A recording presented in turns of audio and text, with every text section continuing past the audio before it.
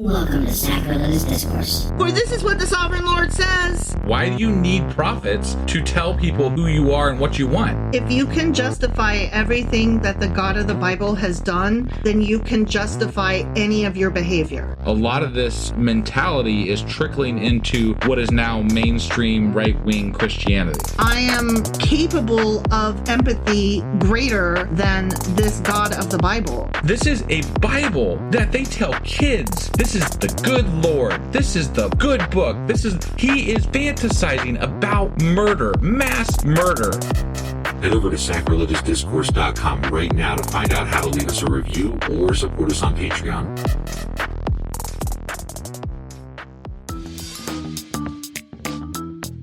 Hey there, sinners and saints. It's your favorite Bible-bashing duo from Sacrilegious Discourse, and we need your help. That's right, folks. We're raising funds for some heavenly equipment and a studio that doesn't sound like it's in the depths of hell. Our current setup, let's just say it's more apocalypse than audiophile. So if you want to hear us dissect the Bible without the background noise of demonic squirrels, chip in a few bucks. We're aiming for $5,000 to upgrade our audio and build a studio worthy of blasphemous banter.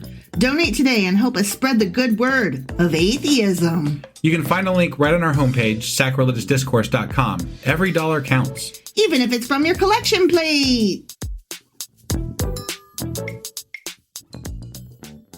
Husband! Wife! Guess what we're doing today? Well, we are starting a new book of the Bible. We are. And what book are we starting? Habakkuk, Mrs. Robinson. Habakkuk. Yeah. All right. So you got anything to share about Mr. Habakkuk? Mr. Habakkuk. I have to share that I love his name. It's so fun to say. You've been looking forward to saying Habakkuk. Yeah, that. Yeah. So I've been looking forward to. You had this one. Jesus loves you more than you will know. Whoa. You had this Minor Prophets name down before we ever started this book. Yes. You're like, I got this. I love it. Yeah. I love it. And there's only 3 chapters. That's so there's only 3 in this one too, so huh? sad. Okay. Yeah. Well, yeah. I mean, He's so is it minor. sad? We're getting through the Old Testament. We're almost done with this shit. I know think. there's only like 2 or 3 books left. Crazy. Right? Crazy. We've been doing this for years. I know. And we're almost done. It's like we're dragging our feet. We're almost done with the Old Testament. Not the Bible, but the Old Testament. And then we've got a few books of the Apocrypha. Well, it depends who you ask. We have things and stuff that we might do. Before we hit the New Testament, I mean. Right. Because we want to explore some of the stuff that we didn't quite get to. Mm-hmm. So, and there's a lot of, shit. We could fill a whole other fucking podcast with the stuff we didn't get to. But there are specifically big stuff. There are specifically like 3 or 4 books that are in other translations. Yeah. But not in the quote unquote normal Christian ones. Right. So we'll get to those. Yeah. And I do want to say, I just mentioned we've been doing this for over 4.5 years now. Mm-hmm. And we really couldn't do this without your support. It's so true. I mean, honestly, our fans and our patrons and all of you who support us in any way, even just an email. Yeah. You guys are just absolutely incredible, and it makes us want to get up and do this, even though we don't always get up and do this. Yeah, no, it's so true. Like it makes it to where it, like, sometimes it can feel like a chore, and you guys make it feel like less of a chore. And we might have not, like, if we didn't have you guys, we probably wouldn't have stuck with it. I mean, I don't know. We wanted to do this on our own too. Yeah, but it wouldn't have been as fun. And we might have dragged our feet even more. Oh, fuck. This would have been like a 2-decade process, you know? Yeah, definitely. For sure. But you guys, like, make us want to keep coming back more regularly. Speaking of people who make us want to keep coming back, I am woefully behind on calling out some of our Patreon supporters that signed up recently. So I would like to give a big special thank you to Marcus I. Marcus I! Yeah. Also, they said we could call them Mr. Marcus Young, Handsome, and Heartless. Mr. Yeah. So I mean that was their doing. If they didn't want me to say it, they shouldn't have wrote it. You know. Like that needed to be crooned. You did it? It did. Yeah. Okay. Yeah. All right.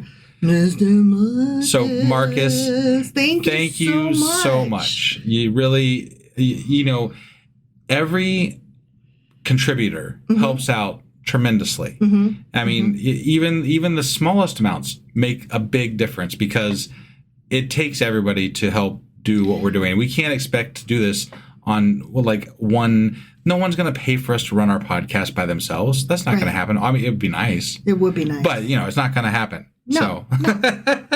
So it takes a village. family. It takes a family. Oh, you guys are our family. Yeah. Yeah. So Marcus, welcome to the family and thank you so much. Thank you. We really do appreciate you. That being said, wife, are you ready to get into Habakkuk? Habakkuk, sure as fuck am. All right, let's do this. Okie dokie.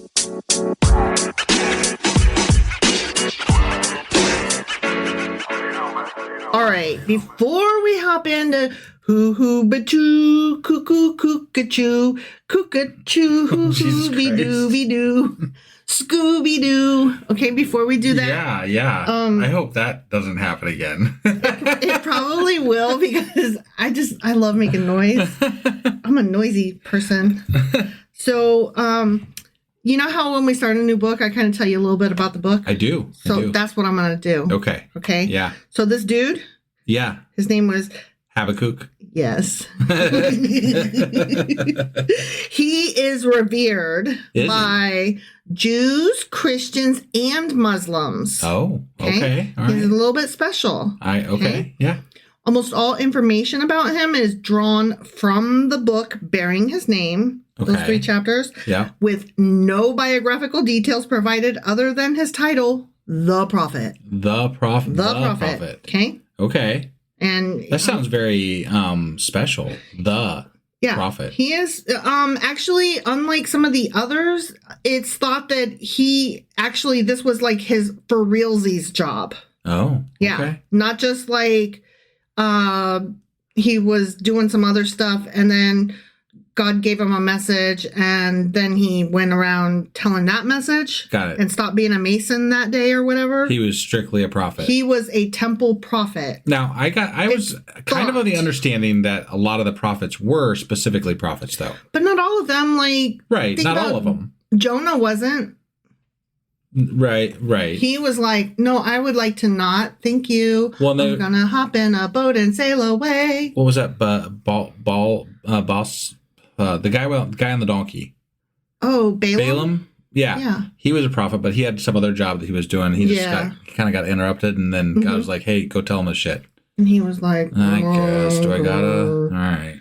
Yeah. So not all of them were prophety prophets. Right. Not all of them were profiting prophets. Yeah. So he's mentioned in the Deuterocanonical additions to Daniel. Okay. Meaning, remember when we talked about the chapters of Daniel and then how there were some other ones that we talked about? Like, for example, the one I had you look up, Bel and the Dragon. Yes. Yeah. Which we'll talk about in a minute. Okay. So he's in some of those. And outside the Bible, he is mentioned over the centuries in forms of Christian and rabbinic tradition. So there's stories about him, even though he's only got 3 chapters in the Bible and a couple of mentions in the non-Bible stories. Got it. Okay. So that's when I say he's special, he's a little bit special. Got it. Okay. So he's not he's a bigger star, maybe kind of outside of the canonical books and more so in just like lore, Bible lore, or Torah lore, as has to do with Daniel. Yes. Got it. Okay. All right. The etymology of his name is not clear, but it is so fun to say. But its form has no parallel in Hebrew. I see. Yeah. It's probably or possibly, who knows, related to the Akkadian word Kembaku. And I'm sure I fucked that all up. Sure. But I don't know any surviving Akkadians today who would be offended. So yeah, nor do I. Nobody else should be offended either. Yeah. That word is the name of a fragrant plant. Okay. Or it could be the Hebrew root meaning embrace. Sure. So hug a cactus maybe is what his name means. Okay. Cuckoo-ca-choo. Yeah. Although his home is not identified, scholars conclude that he lived in Jerusalem at the time that he wrote his prophecy. Okay. Maybe. Beyond the Bible, considerable conjecture has been put forward over the centuries in the form of, like I said before, Christian and rabbinic tradition, but such accounts are dismissed by modern scholars as speculative and apocryphal. Okay. So it's tradition and lore, not historical observation. Okay. By biblical scholars. Yes. And they're pretending that a lot of the rest of the Bible isn't speculative and, just guesses. Well, yeah. I mean, I'm just saying, it's funny that they pick and choose what they want to be speculative and what is not. the modern scholars that have decided are not necessarily religious scholars. Oh, okay. Yeah, All right. It's just modern scholars. So like historians Okay. have decided that some of the stories about him are not true, maybe. But Got it. But that's what I'm saying, though, is that there's a lot of stories that are not true about people in the Bible. Totally. Further analysis has provided an approximate date for his prophecy and possibilities concerning his activities and background. Okay. Mm-hmm. Scholars have proposed a broad range of dates for the composition of the book, but many agree that the period during Joachim's reign, which was 609 to 597 BCE, aligns well with the context described in his book. Got it. Okay. Now, because the book of Habakkuk consists of 5 oracles about the Chaldeans, which were the Babylonians. Yeah. And the Chaldean rise to power is dated about 612 BCE. Okay. It is assumed he was active about that time, making him an early contemporary of both Jeremiah and Zephaniah, which we haven't read yet. That's one of the ones that are left. Okay. All right. Okay. Yeah. It's likely that it was written shortly after the fall of Nineveh, which was in 612 BCE. Right. And before the Babylonian capture of Jerusalem, which was in 586 BCE. Got it. Okay. Okay. So that whole time period, Yeah. that's when all these little guys were running around screaming their heads off. Jewish sources, however, do not group him with Jeremiah and Zephaniah. Okay. Like, you'll notice that he's not over there with them. Right. And those two guys are placed together often. It's possible that he was slightly earlier than these guys. Okay. Slightly. Sure. Not a lot. Yeah. Now, because the final chapter, there's a million chapters. Just kidding. There's only 3. Yeah. The third and final chapter of the book is a song. Oh, and okay. I haven't looked at it yet. I might try to sing it because how love those episodes never work out well, but they're so fun to me. They always I always regret them, but I enjoy doing them at the time. So I don't know. We'll see. I haven't looked at it yet. Okay. But because it's a song, sometimes it's assumed that he was a temple prophet and as such would be a member of the tribe of Levi, who served as musicians in Solomon's temple. Okay. Right. But other historians place him with the tribe of Simon. So who the fuck knows? Right. Yeah. Yeah. I mean, this was all a fancy way of saying, I mean, that seems like pretty much standard for any prophet we've been talking about lately. I mean, they're like, he might have been this, and we guess probably that, but honestly, nobody knows. But I mean, best guess. Yeah, right? Somebody wrote something at some point and it's in the Bible. Right. No, but I appreciate the guesses because they give you good reasons why they guess that. Yeah. And then they're like, but nobody knows. Sure. No, I get it. I appreciate the scholarly best guess. Sure. Yeah. So the Septuagint, which is the Greek translation of Daniel, refers to him as the son of Joshua of the tribe of Levi. Oh, okay. So there's that. Yeah. But how the Greeks are. I don't know. I mean, I don't know what that. Do we? No. What does that mean? I don't know what that's supposed to mean. Okay. But so that translation refers to him as Joshua, the son of Joshua of the tribe of Levi. Okay. So since they're like, it's a song, he's probably in the tribe of Levi. And then since the other translation of Daniel refers to him as such, I'm like, yeah, that's probably a good guess. Yeah. Let's just call him of the tribe of Levi. Sounds good to me. Right? Yeah. Why not? Right. Now, in the reference that I just mentioned, Habakkuk appears in Bel and the Dragon, which we read. We did. We did a special episode on some of the missing stories of Daniel. Yeah. And again, those are a part of the Deuterocanonical additions to Daniel. Right. Now, I could not specifically remember Bel and the Dragon. I seem to recall it was like a crocodile or some shit. So I had you real quick look up what is that. Tell me again, refresh us. You did. So Bel and the Dragon is it's an apocryphal addition to the book of Daniel. Mm-hmm. And it's found in the Greek versions of the Old Testament, so the Septuagint, like you said. And it has 3 different sections. So the first section is the idol Bel, and King Cyrus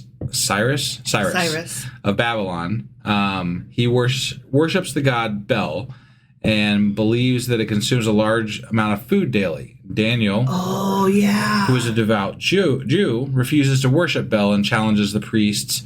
By proving that the idol does not actually eat, he scatters ashes on the temple floor and reveals the footprints of the priests and families who secretly ate the offerings. Yeah, right? I remember that. And then then the king is like, "Well, fuck this." So the king presents Daniel with a living dragon, which the Babylonians also worship. To disprove its divinity, Daniel feeds the dragon a concoction of pitch, fat, and hair, causing it to burst. Yep. So that was what apparently did that, and then the people got pissed off at him. You keep killing our gods. And they were like, send him to the lion's den. And then the king actually liked Daniel. I don't know if you recall that. Yeah. But like then the king was like, no, we're gonna put him in the lion's den because and sorry, dude, but we got to put you in the lion's den. Mm-hmm. And then he survived after 6 days or whatever. And wasn't Habakkuk the guy that brought him food? Like, wasn't there like a mention of him? That brought him food while he was in the lion's den or something like that? Actually didn't say anything in the thing I looked up. Maybe I'm misremembering.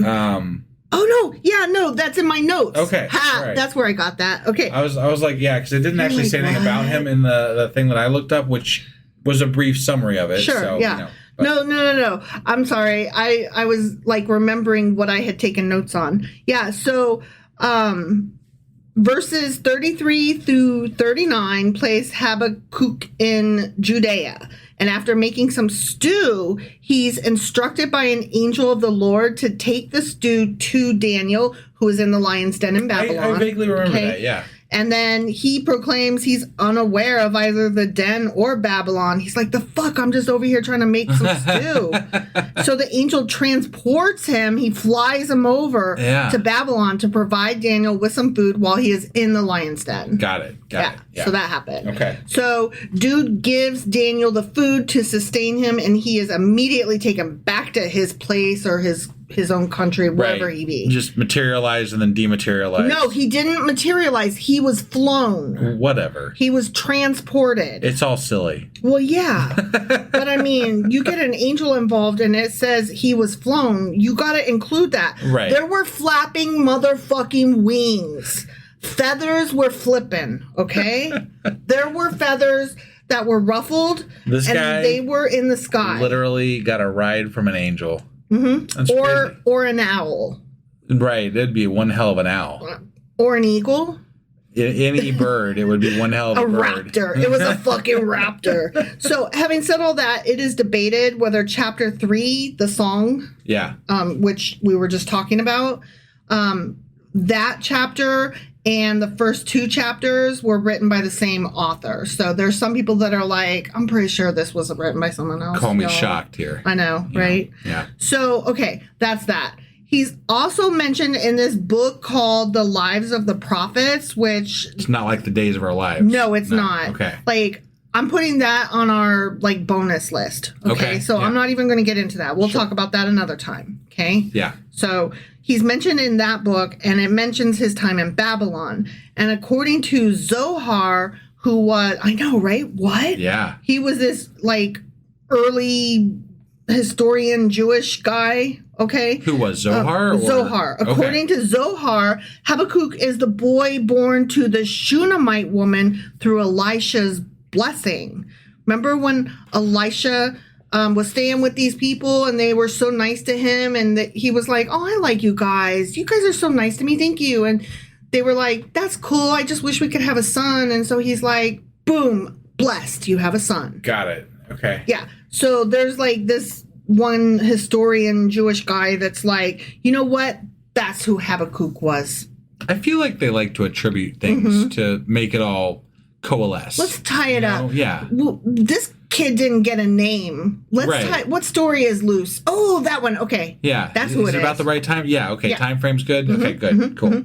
And so that was in 2 Kings chapter 4. And it goes, and he said, about this season, according to the time of life, thou shalt embrace a son. And she said, nay, my lord, thou man of God, do not lie unto thine handmaid. So she's like, bitch, I cannot have a child. Right. And he's like, but magic though. Yeah. Magic. It existed back then. It doesn't exist anymore. No, it stopped. But like back then, apparently, it did. People say it does, but they saw it all the time back then, and now we see it exactly 0 times. Right, yeah. Yeah. But back then, there was burning bushes. You know what really gets me is like there's actual the Catholic Church investigates miracles, right? Like they actually say some things are miracles. But like anyone outside of the church has ever investigated turns out to be fake. Well, yeah. Like there's some other cause for it. Yeah, stone angels don't actually weep blood. It's always like rust or mud or some stupid bullshit. And one of them was like a toilet backing up or something like that, I think. Oh, my goodness. There was one that was like Virgin Mary was crying or something like that. Yeah. And like it was a backed up toilet or something. And then sometimes there's like a stigmata where your wrists or your palms start bleeding where Jesus was, hung on the cross, and that's a miracle. And I'm like, how is that miraculous? That seems painful and gross. Yeah, yeah. I think their use of the word miracle is different from mine. Right. Like they mean magic-y woo-woo thing that happened, whereas to me, miracle is, yes, magic-y woo-woo thing that happened, but that's also like good. Not painful. A blessing. But even like that kind of stuff, right? Like that. And look, I don't know what the worst case of stigmata that's ever been recorded is or whatever, but it seems to me that if you have enough like fervor for like religious ideas, that maybe your fucking wrist is going to start itching because you're thinking about Jesus on the cross or something, right? Maybe that's how you spend your Saturday afternoons. I don't really fucking know. And so you start scratching at it, and then all of a sudden you got these wounds, and then you have stigmata, right? Oh, I don't know about that. I don't know. I mean, I'm just saying. That seems like a simplification. Well, I don't think it happens. All I'm saying is that I think that there are reasons why things happen. Oh, no, I totally agree. Like, A, I don't think it happens. B, if it does, there's definitely a reason, and it ain't God. Right. Because why is God going to be like, I think I'm going to make some people bleed out their wrists today? Yeah. How does that sound? Like, for why, though? It's not yours to know. That's too easy. I'm sorry. Right. That's bullshit. Right. The style and structure of the book of Habakkuk has been praised by many scholars, suggesting that its author was a man of great literary talent. Because even though it's only 3 chapters, his word choice and his style is like supposed to be amazing or whatever. He is unusual among the prophets in that he openly questions the working of God, kind of like how Job was like, what's up, God? Why are you doing this? Yeah. He's like that. Okay. Okay. All right. And we get that like right away in the first chapter. Like that's literally what the first chapter is about, is him going, why? Right. This is dumb. The final resting place of Habakkuk has been claimed at multiple locations, which I was like going down the rabbit hole on this. Yeah. Okay. Currently, one location in Israel and one in Iran lay claim to being the burial site of the prophet. Okay. Okay. All right. So he could be in Israel. He could be in Iran. Okay. Sure. So in Israel, the burial place of Habakkuk is identified by Jewish tradition as a hillside in the Upper Galilee region of northern Israel, close to the villages Katarim and Hukak, about 12 miles north of Mount Tabor. I mean, it would make sense to me that he was buried in Jerusalem, or in Israel, if they think he lived in Jerusalem. Yeah.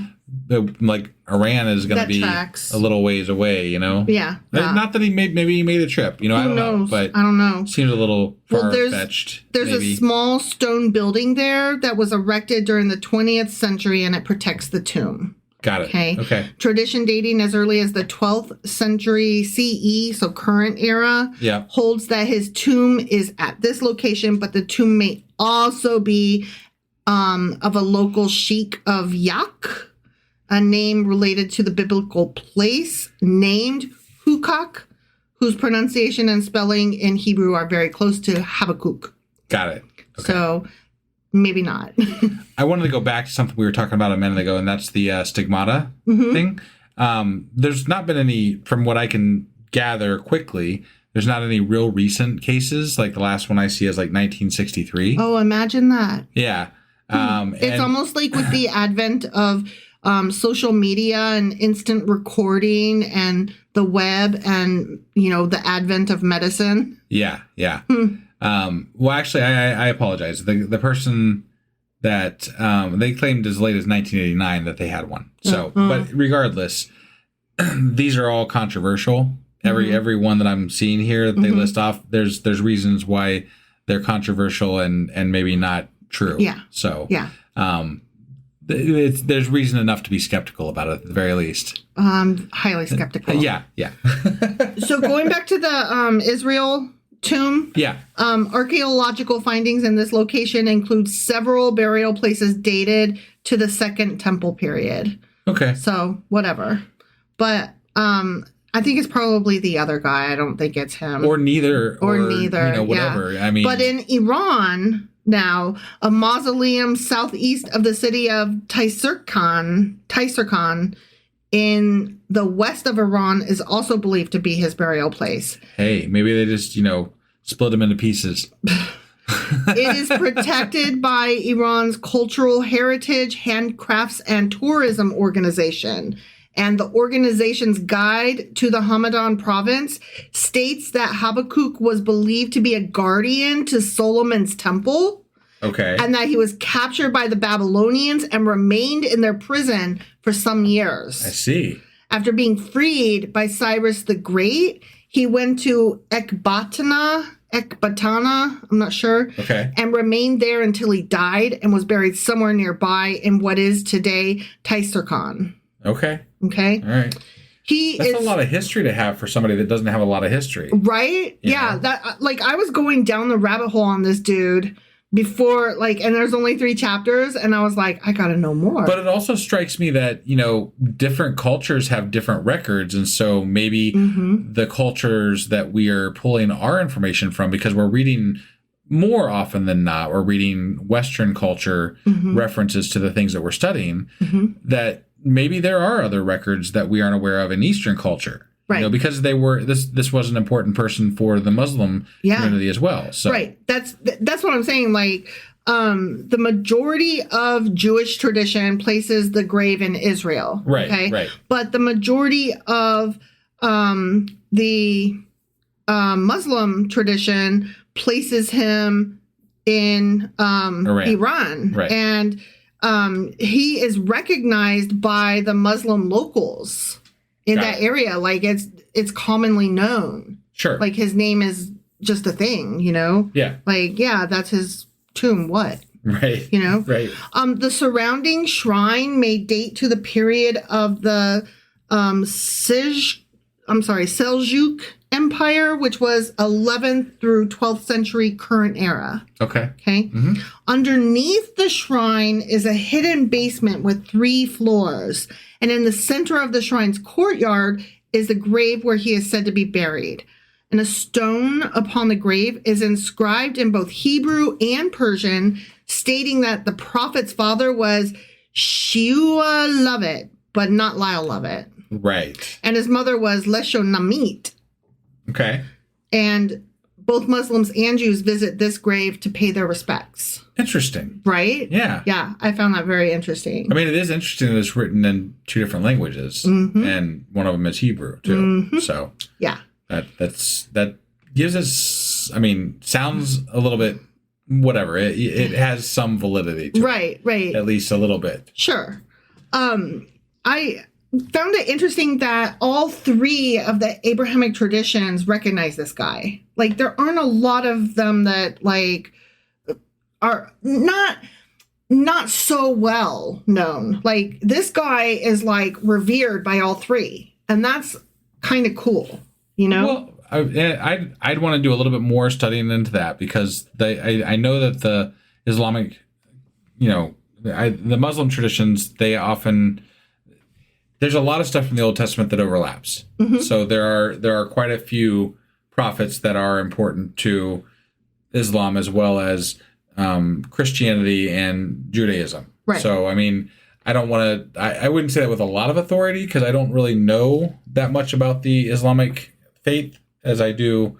We know way more about, Judaism and Christianity at this point than we do about That's true. Islam. That's true. So that's true. On the Eastern Orthodox liturgical calendar, his feast day is December 2nd. Okay. But then in the Roman Catholic Church, his feast day is January 15th. So, I mean, he's very recognized by all these different faiths. Right. In 2011, he was commemorated with the other minor prophets in the calendar of saints of the Armenian Apostolic Church. Is this like February a fireman's 8th. Calendar for minor saints? Absolutely. That's exactly what it is. Yeah. A saint a month. Yeah. He has also been commemorated in sculpture multiple times. Like in 1435, the Florentine artist Donatello, not the turtle, created a sculpture of the prophet for the bell tower of Florence. I have to wonder, how do you sculpt somebody you've never seen? Yeah, I wonder that too, but I found it interesting that, like, he wanted to sculpt the prophets. And so he's like, this is a minor prophet. He doesn't get a lot of recognition, so I'm going to make sure that, he gets a face and gets a name, and I'm going to donate it to this church or whatever. Yeah.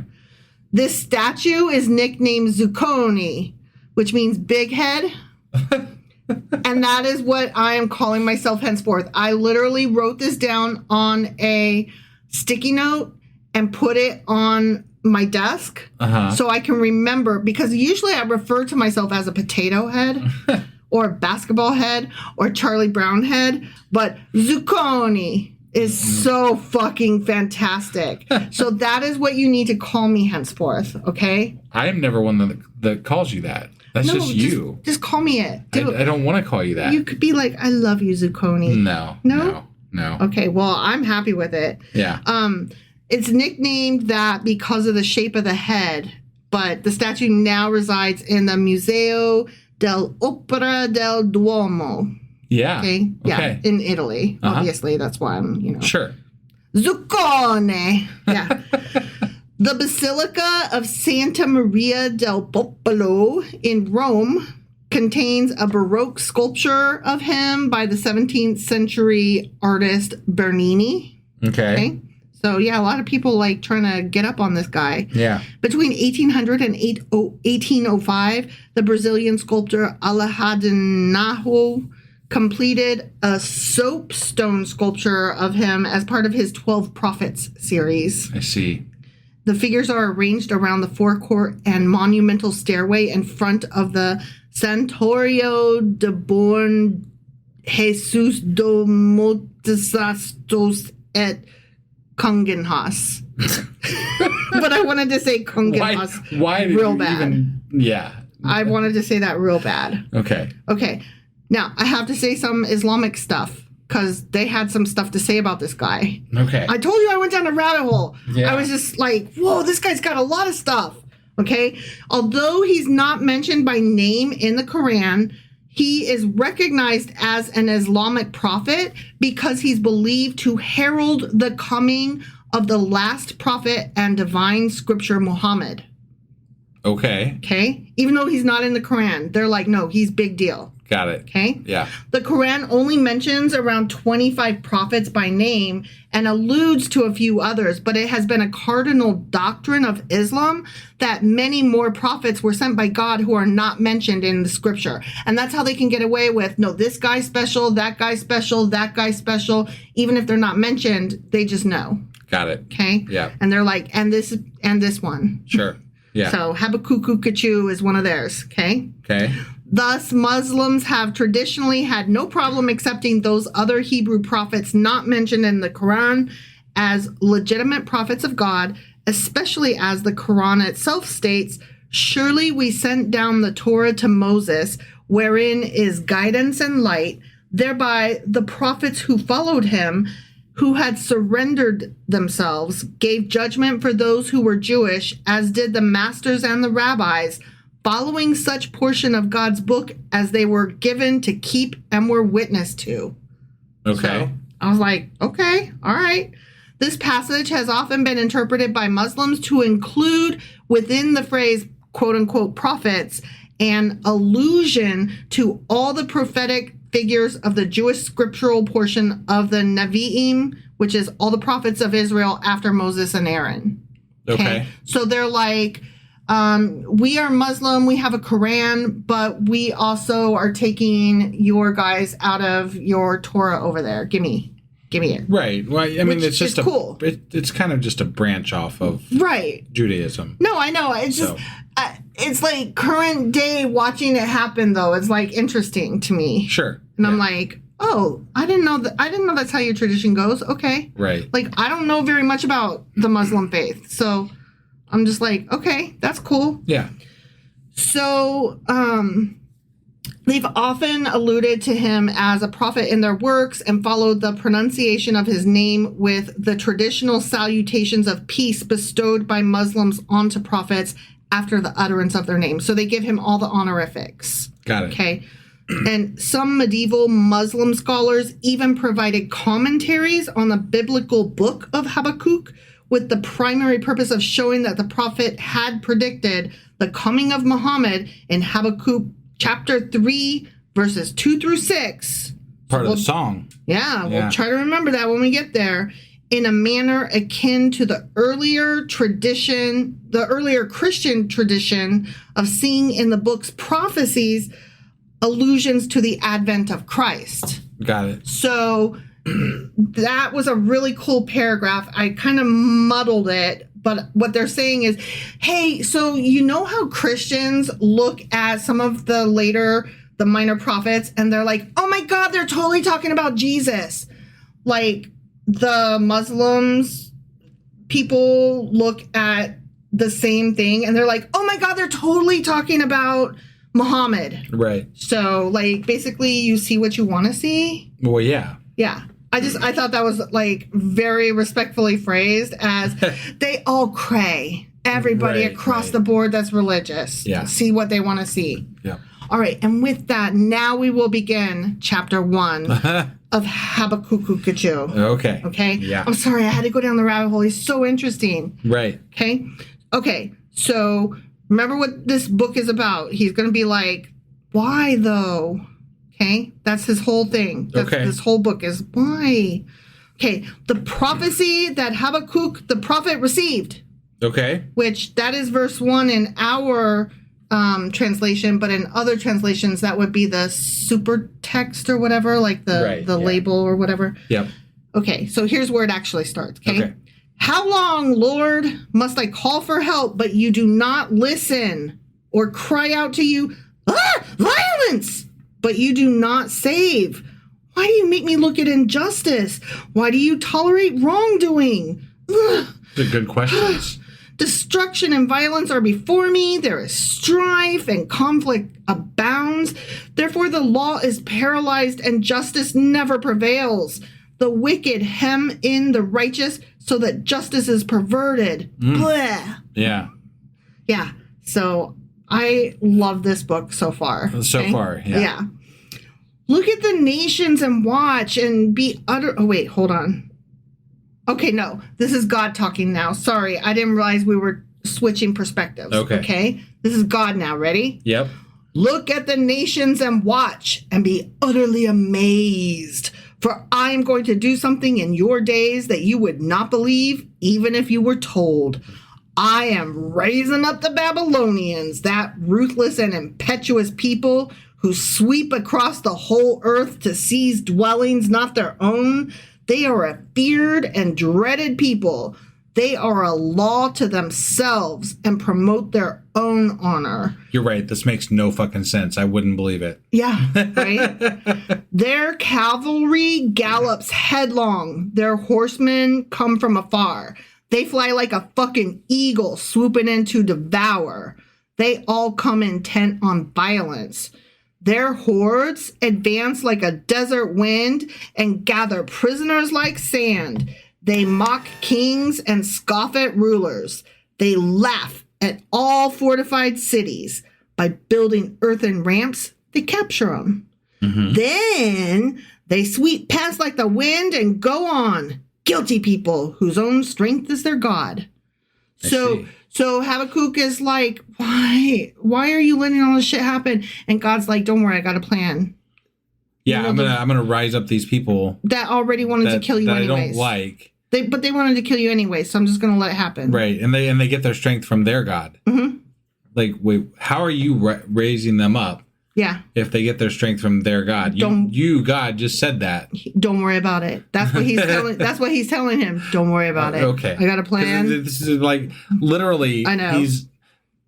Okay, we used to talk about this a lot because they reference other gods at some points when they're talking about other cultures. Yeah. And here we are again. Yeah. Mentioning another God. Only it's not just mentioning another God. It's God. Yeah. Mentioning another God. Yeah. Saying that the people that he is raising up are getting strength from their God. Yeah. What the fuck? So it's not just that those people believe in something else and they call it a God, but it's not. You know what I mean? It's not that. It's that, no, these people actually follow a thing that exists over there and gives them power. Right. So, I mean, to be fair, I think somebody would say, well, they're gathering strength from what they perceive as their God, okay. Right? But I'm like, yeah, but you can say nothing more than you perceive your God. Right. You have nothing else to, like, either way you look at this. Why does it work for them but not you? Right, yeah. Or you but not them? Why is it okay for you to perceive a God, but they are falsely perceiving a God? Right. Right? That makes no sense. Like, and then I'm over here and you're both telling me the same story and I'm supposed to just know automatically that one of you is right and the other one is wrong. Or let's right. But let's assume that like God is a real entity. Just for a moment, just to play along, right? Sure. Who's to say that their perception isn't the correct perception of a God and your perception is the wrong perception of a God? Yeah. Let's say that you both have a perception of the same God, you just perceive it differently. Whoa, that's the whole y'all both trying to describe an elephant from the wrong end. I'm just saying, like, if we're going to go with the fact, like, if we're going to give them like the smallest grain here and say, okay, let's just assume for the sake of this argument that your God, that a God is real. Why is your perception of it better than their perception of it? I mean, one could ask that today of all of the different denominations of Christianity. Yeah. It's all the same God, but they all perceive it differently. Well, and then you can take that one step further and be like, and if there's a chance that your perception is wrong, why the fuck are you worshiping it? Yeah. Because you don't know. Right. You don't have you have no reason to know that other than you were brought up this way. You have no reason to know that your God is the correct God versus somebody else's perception of their God being the correct God. Right. Yeah. It's very annoying. Yeah. All right. So we're having a conversation apparently because now we're going back to Habakkuk. Okay. Yeah. He says, Lord, are you not from everlasting? My God, my Holy One, you will never die. You, Lord, have appointed them to execute judgment. You, my rock, capital R, have ordained them to punish. Your eyes are too pure to look on evil. You cannot tolerate wrongdoing. So, ... why then do you tolerate the treacherous? Yeah. Why are you silent while the wicked swallow up these more righteous than themselves? It didn't sound like he was silent. He said he was sending them against, like, he's doing this. Right. Is what he said. Now, there was, debate onto whether who was motivating them. Right. But whatever. You have made people like the fish in the sea, like the sea creatures that have no ruler. The wicked foe pulls all of them up with hooks. He catches them in his net. He gathers them up in his dragnet, and so he rejoices and is glad. Therefore, he sacrifices to his net and burns incense to his dragnet. For by his net he lives in luxury and enjoys the choicest food. Is he to keep on emptying his net, destroying nations without mercy? Okay, so that's the end of the chapter, but some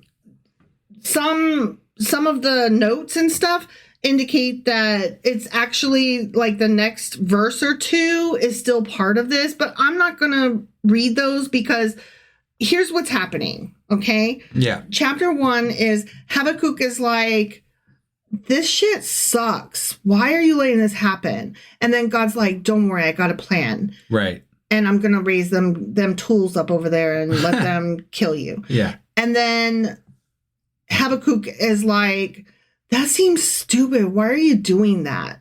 Right. Like, that's what this chapter was. And then the bit that is starting the next chapter is, and then he sat back and waited for the Lord to answer. Okay? Like, that's what I read in the notes. Okay. That I'm not like, we'll start that chapter over there. I don't need that to finish this off. Sure. That's a fine start to the next chapter. Okay. Don't you think? Yeah. So I'm not going to read that verse. Sounds good. But that's what this chapter was about. This sucks. Don't worry, I got a plan. Your plan is dumb. That's the whole chapter. Yeah. Don't you think? I think I summed that up. Yeah, that's pretty precise, accounting of it, I'd say. Mm-hmm. So, you got anything else to go over here before we get done with this one? No, let me just say that I love this chapter. Why? Because he questions God, and then when God answers, he's like, I don't know about that, God. And that feels good. That tastes nice in my mouth. It does, but I mean, God has killed people for less. I know. Earlier on, but yeah. But now he's like, I'm busy. There's too many of y'all fucks. Right. All right. Well, that was Habakkuk chapter 1. Cuckoo Cachoo. Yeah, sure was. Yeah. And we will be back tomorrow with Habakkuk Chapter 2. All right. We will see you guys then. Doodle doodle doo. Bye.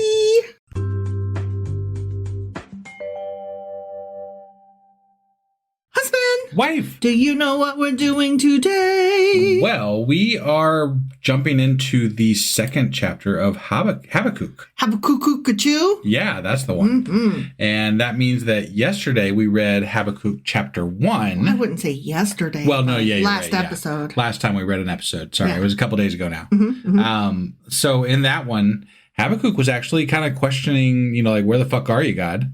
And why? Yeah, and why? And we're like, go you, man. Yeah. But then God's answer was like, dude, I got you. I'm going to send these other fucking heathens to kill the other heathens and you'll be good. And I'm like, wait, what? Yeah. What?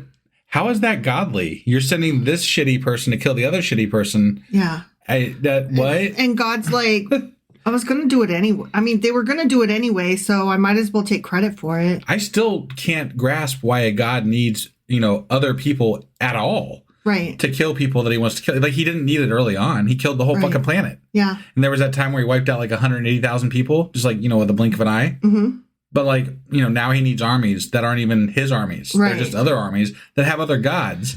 And I'm like, what the fuck are you doing, man? No, they said in some of the notes I read that the people were going to do this anyway, and God just gave them the free reign to be able to commit the acts they were already committed to making. That's a convenient reason. Oh, is that what happened? Okay. Okay. Yeah. Maybe he already knew that he needed them to do that thing so that he could later have them conquer his people. Because remember, he had them go into exile with the Babylonians. Yeah. So like, maybe he just knew, I don't know. I can't speak for what's in this fictional God's mind. Right. Like, I just can't To me, it strikes similarly to the, I don't want to go to prom with you anyway. So, like, that's fine because, you weren't invited. Right. Like, Yeah. So before we hop into today's episode, I do want to say a big thank you to another patron. Another patron? That's right. Yeah, we're trying to catch back up. We got way behind on shouting people out because we were kind of hit or miss on episodes. But this one goes out to Liz A. Liz! Yeah. So Liz is a new supporter for us, and they just joined fairly recently. And this is just always... It's just so incredible. And when we asked for support from you guys, we did get quite a few responses. We do need more help. So, I mean, if you haven't jumped on board yet and you're not on Patreon, then, now's your chance to get over there and join with Liz and everybody else that's been joining. And, we can't offer you a lot because we give most of it away free, but, you can feel real good about helping out an independent podcast. That is true. Yeah. That is true. But thank you so much, Liz. Yeah, thank you so much, Liz. It's just absolutely incredible. Knowing that you not only like us, but you want us to keep going and that you'll throw us a few dollars to make it happen. That's just, it's weird and it blows my mind and I'm filled with gratitude. Definitely.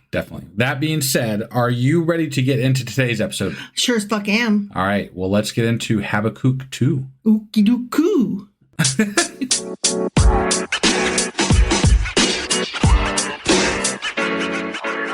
All right, Habakkuk Kachu Part 2. All right. So in this chapter, it continues where the first one left off. Yeah. And as a matter of fact, some translations try to include the first verse of chapter 2 in the last one. Chapter 1. Right. Yeah. But I thought that it ended well enough with dude saying, I don't really like your plan, though. And then chapter 2 starts out with him saying, so I stood back and listened to what's he going to say. Sure. Okay. So we're going to start now. Ready? All right. I will stand at my watch and station myself on the ramparts. I will look to see what he will say to me and what answer I am to give to this complaint. So It's not just that Habakkuk is complaining. People are complaining to him. Right. And he's like, I brought it to God and I'm going to wait and see what he says so I know what to say to these people. Sure. Yeah. Fair question. That's all you can do with a God, right? There's not much else to be done. No, especially when they don't exist. But anyway, then the Lord replied, write down the revelation and make it plain on tablets so that a herald may run with it. Okay. So he's like, I'm going to tell you something. And you're going to write it down. Write this down. Yeah. Okay. Okay. Yep. For the revelation awaits an appointed time. It speaks of the end and will not prove false. Though it linger, wait for it. It will certainly come and will not delay. So he's saying. So it's going to linger, but not delay? Well, he's saying it's going to be some time before you see a response, but it is coming. Don't worry about it. Got it. Yeah. See, the enemy is puffed up. It's puffed up, huh? Is that what it says? Puffed up? Puffed up. Wow. Yeah. Okay. Puffed up. Tricked out. Okay. All right. His desires are not upright, but the righteous person will live by his faithfulness. Okay. Indeed, wine betrays him. He is arrogant and never at rest. The enemy, which is who exactly? Is this the people coming to kill the other enemy or the enemy that's getting killed by the other enemy? I couldn't tell you. Okay. I'm just wondering. Good question. Yeah.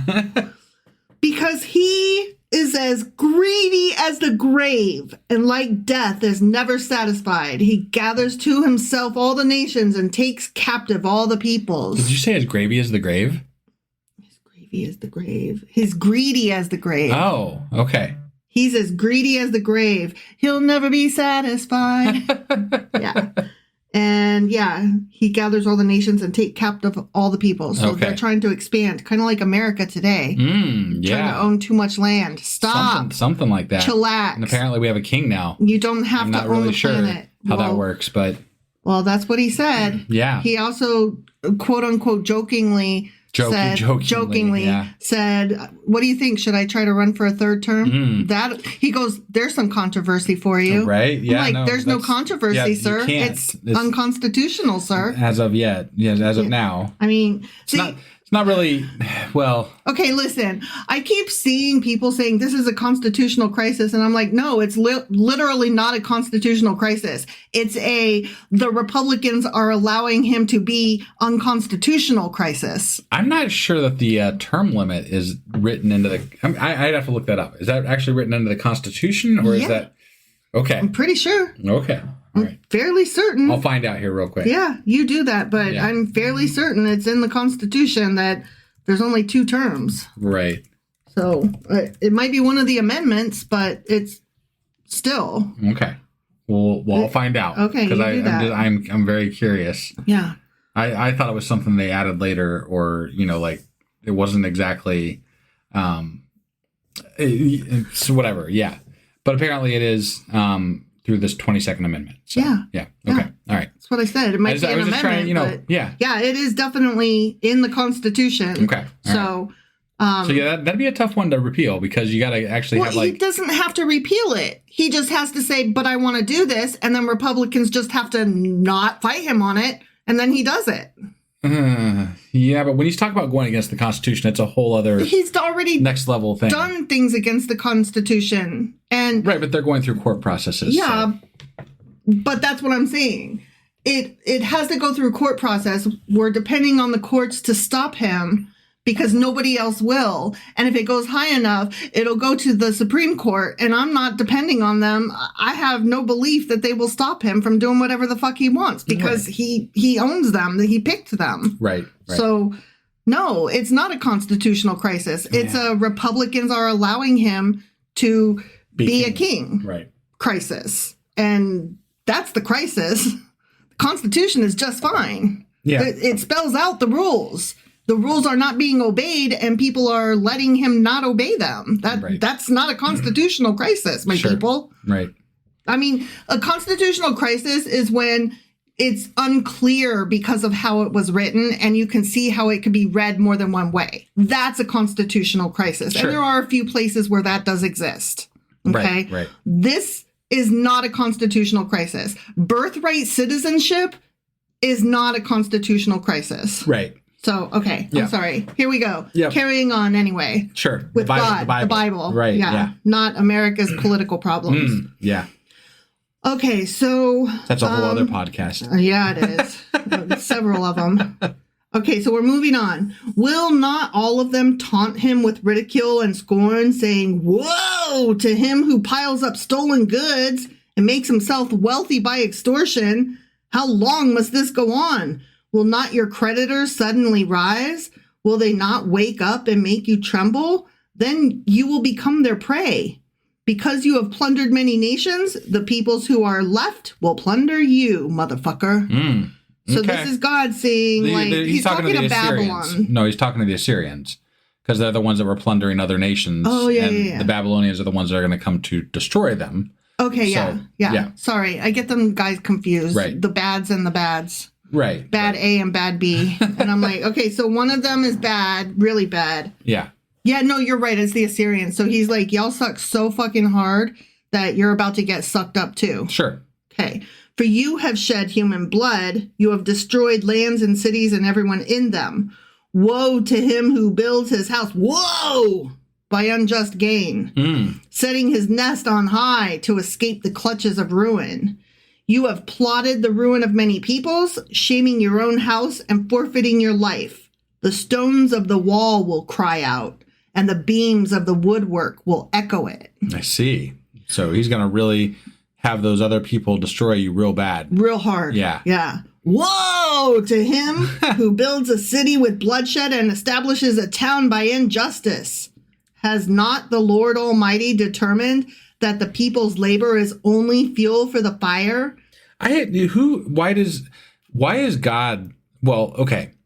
It seems like God has set himself up as the ultimate rule maker for what is injustice and what is not. Okay. Because he kills people indiscriminately, but then when other people do it, he's like, you're bad, you're wrong if it's not his people. But then he also kills his people, and he's like, no, that was okay. I had a reason. Yeah, I had a reason. But other people can't apparently have reasons. No. Just God. God has reasons, and they are not ours to understand. And look, I get it. You know, the Assyrians, they're fucking shit. You know, like they were not good people. They were very bad. But really, when you get right down to it, God's not so perfect himself. No. I'd say he's kind of worse, actually. And the Israelites were not nice either. Well, just because they weren't as bad as others doesn't mean that they were nice. You have to go back a little bit in time, but yeah, they were piling up bodies in the middle of cities at God's fucking command. Yeah. So, I mean, yeah, It seems to me that, so what I'm getting out of this is since the beginning of time, mankind has always tried to beat each other up and gain land and fight each other for tribalism. Right. And God literally told them to go in and take the land of milk and honey, Canaan, you know, from other people that lived there currently at that time. Yeah. So, like, that's in the Bible. That's how they wrote it. And now he's like, but people that get them by unjust gains, by, like, you know, killing people like you guys did, like I told you to do, they're evil and bad. Yeah. Okay. You can only be evil and bad and kill people if it's at my behest. Right, right. Which I guess is the whole point of there being a God, I suppose. But is to justify your actions. It seems very fucking hypocritical to view it in this way. Yeah. No, it's very hypocritical. Yeah. But it makes perfect sense. To somebody. It makes perfect sense that mankind would try to justify its horrendous behavior by saying, what? God told me to do it. Well, ultimately, isn't that what morality is? You understand what you're doing is crap, but, you know, if you can come up with enough of a justification, you can get past the morality issues. So as long as you can justify it somehow, which is what gods are convenient for, then you're okay. Yeah, yeah. And it allows you to say, I don't have to justify myself to you. I have to justify myself to my God. Right. And my God is higher than you, and he said it's okay, so don't worry about it. Yeah, therefore it's all good. All right, continuing on. Yep. Has not the Lord Almighty determined that the people's labor is only fuel for the fire, that the nations exhaust themselves for nothing? For the earth will be filled with the knowledge of the glory of the Lord as the waters cover the sea. Still reveling in the fact that they're working before they get killed.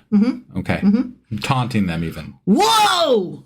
To him who gives drink to his neighbors, pouring it from the wineskin till they are drunk so that he can gaze on their naked bodies. That's why you get drunk. That's why you get people drunk. So you can look at wieners. All day. You will be filled with shame instead of glory. Now it is your turn. Drink and let your nakedness be exposed. Whee! Okay. That's what drunk people do. They pull up their pants and show off their parts. Well, that's what happened to Noah. Remember, he got drunk and he exposed his nakedness, and then God cursed his sons and all their progeny for the rest of eternity. Except that he did it in his own tent. And the people, his sons came in to his tent and saw him and were like, oh my God, you're naked in your own tent. I can't even. Put your wiener away, dude. Ew. But like what? Sorry, we don't need to go back to that. But I mean, like, I just still don't understand what about his son seeing him naked exactly constitutes, you know, ruining the entire line of history for that son's, you know, children. Yeah. And grandchildren and great, you know, whatever, so on and so forth. Right. Yeah, I don't. It's just crazy. I don't get it either. That was a long time ago. Like, why was it bad for Noah to be naked in his own fucking tent? Right. And B, like, why did the dude have to come in there in the first place? But C, so he was a prude. His son had. There was like 5 people on the planet at the time. This was after the fucking flood. I know. He had to get punished. Like, what the fuck? The whole thing was just really, really weird. Yeah. The Bible has a very weird thing about people's genitals. It does. Well, I mean, the whole thing, yeah. That's what the whole thing's about. The whole Bible them, rests on genitals. Seeing them or not seeing them or whatever. Yeah, there's all what they look like and what their foreskin is all about. Yeah. And yeah, I've been told, well, that's because it's the most vulnerable part of your body. And so, you know, of course, that would be what they're concentrating on. They should just rename the Bible the Book of Penis. Yeah. Yeah. I'm just like, that's an odd thing to say. Like, you might consider that your eyes are pretty fucking vulnerable. Yeah. You know? Definitely. I don't want to kicked in the eye any more than I want to get kicked in the twat. Yeah. You know? Actually, I'd prefer to get kicked in the twat than to get kicked in the eye. You could pop my eye out. Yeah. Yeah. Okay. Right? I mean, that's fair. Yeah. Like, I'm just saying. Right. the eye seems more vulnerable to some degree than genitals, you know? I suppose so. I mean, it might hurt a man to get punched in the balls more than it would to get punched in the eye. But you can do more damage to your eye getting punched than your genitals. All depends on how it happens. I mean, the eyes are recessed, so, it's a little bit harder to punch the eyeball. Okay. But, yeah, I see what you're saying. Right. Just generally speak, I would put them on equal terms at the very least. Sure. Yeah. They're equally vulnerable. I don't know. It didn't strike me as a good reason. Got it. All right. The cup from the Lord's right hand is coming around to you, and disgrace will cover your glory. Your glory hole. The violence you have done to Lebanon will overwhelm you, and your destruction of animals will terrify you. Yeah, don't do destruction of animals. Right. I don't like that. Yeah. For you have shed human blood. You have destroyed. Oh, I watched a movie last night where a dog died, and I felt like that should have been a warning. The dog dies. I don't like dead dog movies, and I don't like movies that aren't dead dog movies, but where a dead dog does occur. It made me really sad. Yeah. It was I'm Still Here. It's one of the Oscar-nominated films. Yeah. Just know going in, the dog dies. It's not okay. I don't feel like that's a spoiler, even though they get the dog in the beginning and the dog doesn't die till like halfway through. Yeah. But spoiler alert, the dog dies. The dog dies. Okay. Not okay. Okay? Yep. For you have shed human blood. You have destroyed lands and cities and everyone in them. Of what value is an idol carved by a craftsman or an image that teaches lies? For the one who makes it trusts in his own creation. He makes idols that cannot speak. Woe to him who says to wood, come up to life, or to lifeless stone, wakey, wakey, wake up. Can it give guidance? It is covered with gold and silver. There is no breath in it. The Lord is in his holy temple. Let all the earth be silent for him. The end. But the Lord still needs a temple. Mm-hmm. So He's in his you holy still have to, temple. right, but they had to build that fucking temple. So you had to build a place for the Lord. And look, I get it. He's chastising people for building idols, but essentially those are portable temples. Like things that you worship for the place as a placeholder for your God. Well, now the argument would be, no, they actually thought that those things were possessed of their gods. Sure, they did have some symbolic and they resonated with their religious fervor. Kind of like the way Christians freak out if you drop a cross or a Bible on the floor. Right. Are you telling me the Spirit of God is in that? Because that's what it feels like you're saying, you idolistic. Or God forbid you burn a fucking Bible. Yeah. Man. Yeah. So that's crazy shit. I feel like they are very much saying we can have idols, but you can't because ours aren't called idols because we decided. Right. Collectively. Yeah. I one of the things I know we've talked about this before, but one of the things that in the United States that people revere, right, is especially the right wing at this point is the American flag. Oh my God, what an idol that is. Right. Yeah. And look, you and I both grew up with much reverence for the American flag. Sure we did. And patriotism and the whole 9 yards, right? Yep. And we've gone into that at some length before. But something that always I have never done it, but technically, if a tattered flag is being flown, it's illegal. And what is supposed to be done with that flag is to take it down and have it burned. In a respectful ceremony. Yes, yeah. There is a proper way to do it. But can you imagine starting a liberal flag recuperation whatever system or something like that, where literally they would go around to right-wing people's places and look for tattered flags and just take them down and then that's illegal. Have the ceremony right there in front of them and burn the fucking flag. Yeah. Whew, that would be fun. Yeah. That would be fun. That would be fun. I've always wondered how that would go. I don't want to be the one sneaking onto a right-winger's property though, because they're also more likely to have guns and to use them. That is true. That is true. Yeah. But legally though, you're not allowed to fly a tattered flag. I didn't know that was a law. I thought it was just a feeling. There are laws behind whether or not are they state laws? No, I think that's federal laws. Really? Now look, I'm saying this kind of off the cuff, so I'd have to look into them specifically. Okay. But at one point I did, and I believe that is actually a law federally that you cannot fly a tattered flag. Okay. So, especially now that they have all weather flags, there's just no excuse for it. Right. Because you're not supposed to fly one in the rain either. Yeah. But now you can because there are all weather flags. Shit, flags used to cost like $60, $80 years ago, and now they're just a dime a dozen. So. Oh, well, yeah.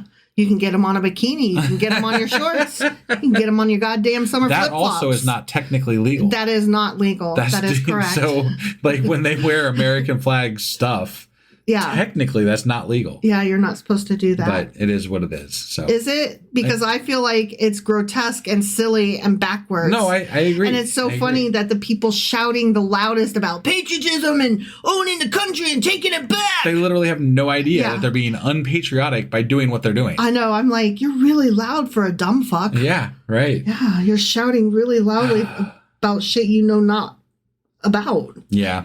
I mean, that could go across Forgive the board. them, Lord. They know not what they say or do. Ew. Yeah, anyway. So that was Habakkuk Chapter 2. Habakkuk Chapter 2. And hopefully we will be back tomorrow with... Habakkuk Chapter 3. All right, we'll see you then. Bye.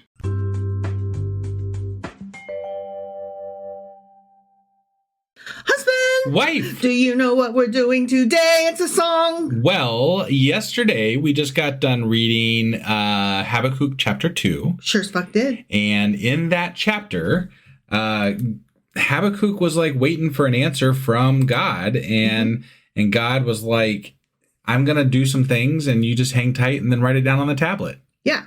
And then, have faith and all will work out. Mm-hmm. And I'm sitting there thinking to myself, that's a bunch of bullshit. Is that what you were thinking? Well, it's the same thing that it's just wait and see. Just wait and see. God will provide. God will make it happen. I know. I don't buy it. Yeah. I don't buy it. It's not very sellable. No. It makes me laugh that so many people have bought this not very sellable item. Look, I'm gonna be perfectly honest here. When I was younger, because I didn't understand why I was the only non-religious person that I knew. I didn't understand why my parents are the only people in this small town that I lived in. Mm-hmm. They were the only ones that didn't go to church. Yeah. So I literally asked, for God to show me how God he is. Like what the fuck, man? Like, give me some God show me stuff, some God stuff, right? Yeah. I never got any fucking signs. I never got any fucking anything. And you're a sweet person. I deserved a goddamn sign. You did. You were a nice kid. I know this because you're a nice guy. And I'm just saying it's bullshit. It is. That's all. It's bullshit. It's bullshit. And when I hear about people having things happen and I'm like, yeah, but you wanted that to happen real bad. And so it did. That's all. Right. I don't know. I call bullshit. That's all. I also am calling the bullshit. Right. So anyway, that was Habakkuk Chapter 2 and me ranting about, bullshit. And so, bullshit. Yeah. Mm-hmm. That means that today we're getting into... the song. The song. The song. Habakkuk Chapter 3 is a song. Okay. All right. Well, before we get into that song, we do have another shout out to do for Patreon. What? Yeah. And we kind of know this person because they joined us in another place that we tend to hang out, which is Discord. And then that makes them ultra cool because that means that they're not just a Patreon supporter, they're also a Discord participant, which makes them a little bit special in my heart. I like to refer to the people on Discord as our sack pack. They are our sack pack. That's partly what the Patreon thing is too. But if you're on the Discord, you're really part of the sack pack. Because you yakking at me. The sack pack be yakking. I've had people say that they don't like that name. But how else? We're Sacrilegious Discourse. What else would you call it? It's the sack pack. They didn't like it because I'm the one that said it. Oh, okay. Yeah. All right. Well, anyway, so Chris B is our newest patron. Like Crispy Critter? Just kidding. And Crispy signed. Jeez, now you got me. I can't unhear Crispy. Chris B signed up recently with us when we asked for some help. So thank you so much. And on Discord, they're known as Old Man Brandon. I'm sorry, they're known as Old Man Brandon. Yeah. And they've actually been there for a couple of the live episodes too. So we're really glad to have you on board with us. And thank you so much for your support. We really appreciate it. I do have to say that Chris said that they are literally taking the money from their collection plate and plugging it back into our show. Because they just recently left their church.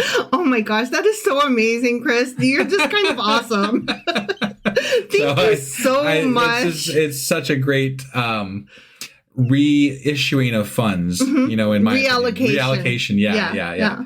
I approve. Oh, I mean, not just because it's coming to us for helping with our show. Even if it was some other, atheist podcast, it's a great way to spend that money. Or like Planned Parenthood or some kind of, secular organization. Absolutely. or the Travis Project, anything out there. Sure. Yeah. All those things would be great. Yeah. So again, thank you, Chris. We really appreciate it. And with that being said, hang on. I didn't say thank you enough. Oh, yeah. Thank you.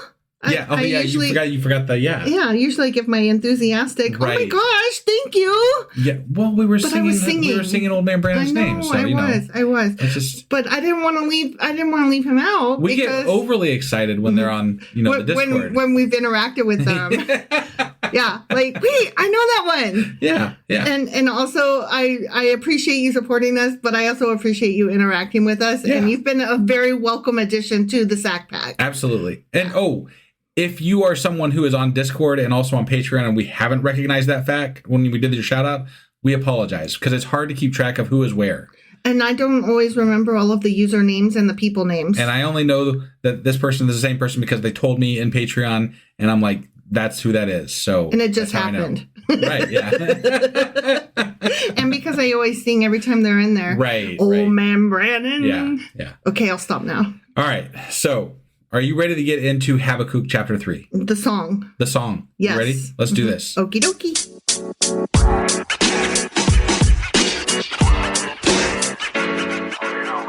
All right. We are going to get into a song that I'm not going to sing.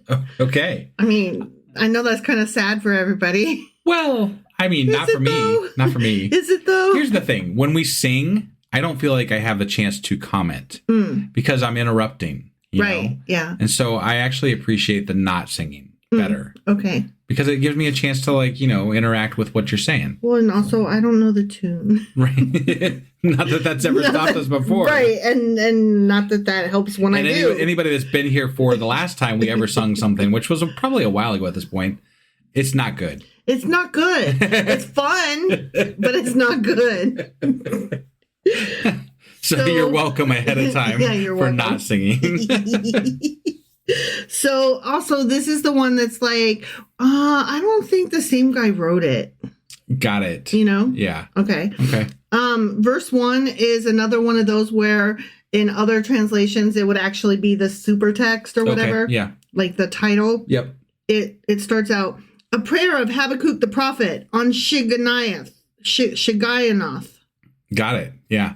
And that's verse 1. Yeah, that doesn't sound like part of a song. No, but it does tell you where he's from, which is nice. Or at least where he's doing the prayer. Yeah. Maybe. Yeah. Yeah, so here's where it starts. Ready? I'm ready. Lord, I've heard of your fame. I stand in awe of your deeds, Lord.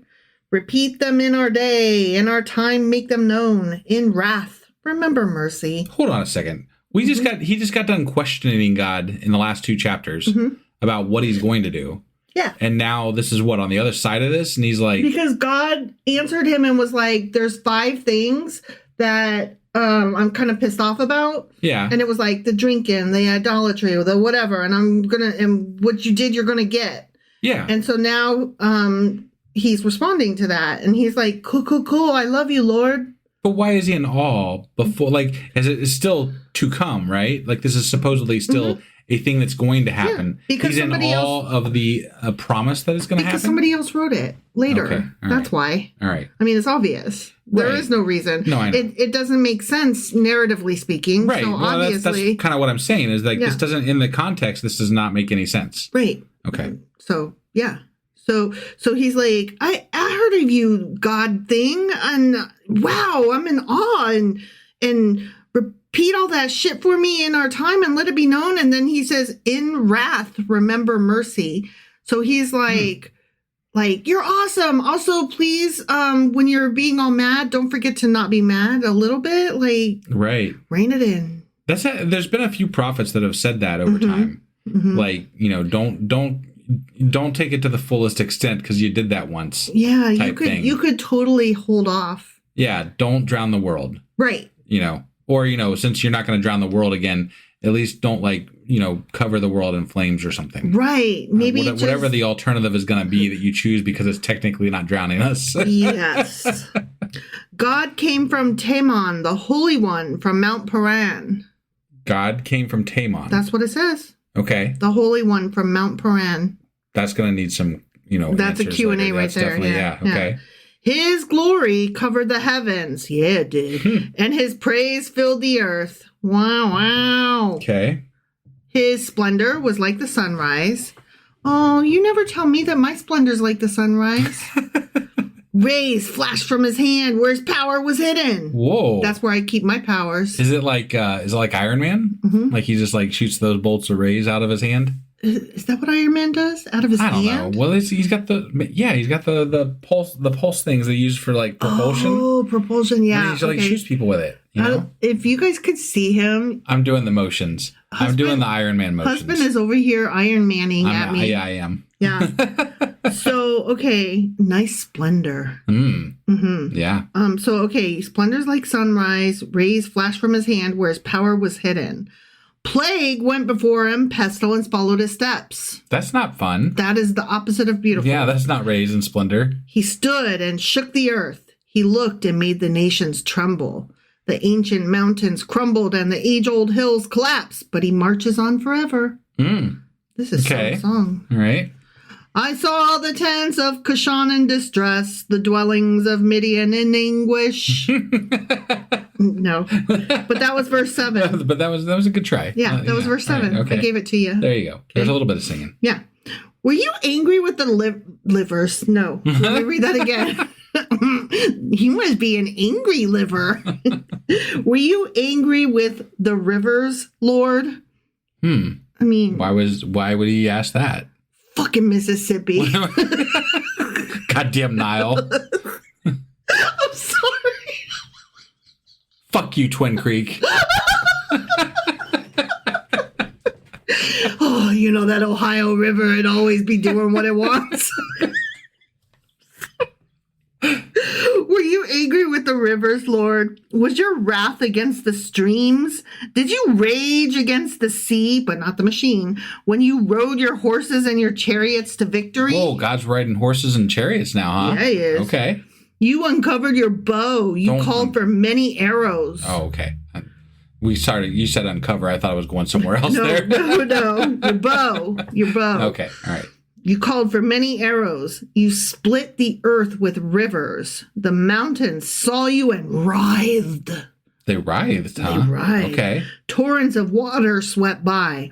The deep roared and lifted its waves on high. Okay. This is just a bunch of different things. Right, the natural together. phenomenons that they're attributing to God's walking across the earth, apparently. But this reminds me of what was the guy with the blue ox and that made the Grand Canyon or whatever. Oh, what was that guy's name? We've looked him up before. It's not John Henry. It's no. I can't remember. Oh, damn it! One of those. His Babe. Yeah, Babe was the ox. Yeah. Right. Yeah. The blue ox, right? And he was a lumberjack, but I can't remember his fucking name now. I'm a lumberjack, and that's okay. People are out there going, God damn it! They don't even know what that fucking thing is. Come on. No, and it's not Johnny Appleseed. No, it's the other not guy. Johnny Appleseed. No. He's a big old guy. I'll figure it out. I know, right? Yeah, all right. Sun and moon stood still in the heavens at the glint of your flying arrows, at the lightning of your flashing spear. In wrath, you strode through the earth, and in anger, you threshed the nations. This is some poetic. It is a little bit poetic, yeah. Mm-hmm. You came... Just kidding. You came out to deliver your people, to save your anointed one. You crushed the leader of the land of wickedness. You stripped him from head to foot. Why we always got to go with the nudity? Yeah, I don't know. You got to strip him. Yeah. Make that dude naked. Right.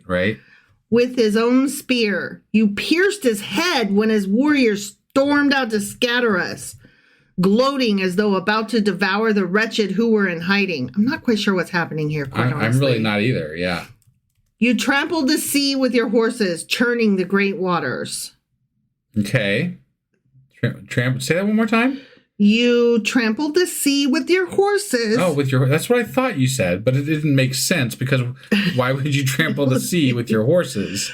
Okay, the only time that I can think of trampling sea with a horse is in Lord of the Rings when the waters are coming to get them and the horses are running. Do you remember when the elves and Liv Tyler was the prettiest elf ever? And, oh, yeah. And she was on the horse and she was saving, was it Bilbo or the other one? Well, it was one of those guys. One of those. The little ones. Well, I always forget if it's Bilbo or like I get the Hobbit one and then the Lord of the Rings one. I get those guys mixed up. Bilbo and oh god. Right? Like Bilbo is from the Hobbit, right? Yeah.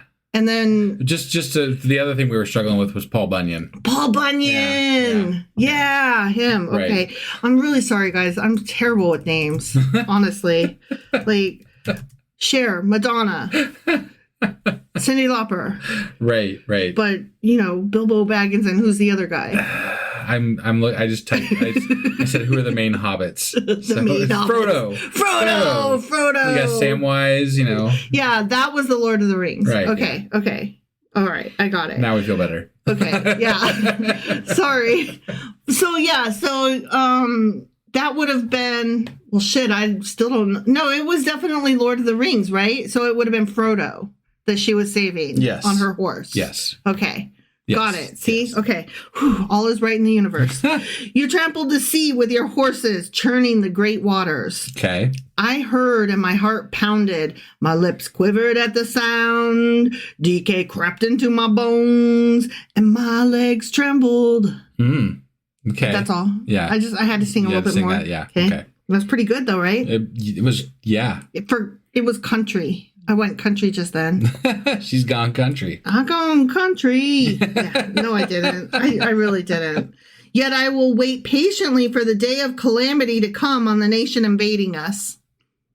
Okay. Which is what God said. Yeah. You told me to wait, and I'm telling them waiting, all about, but then I'm waiting. But he's really impressed with God also. God does have big feet and a big dick. From what I hear. And horses that can run on water. Yep.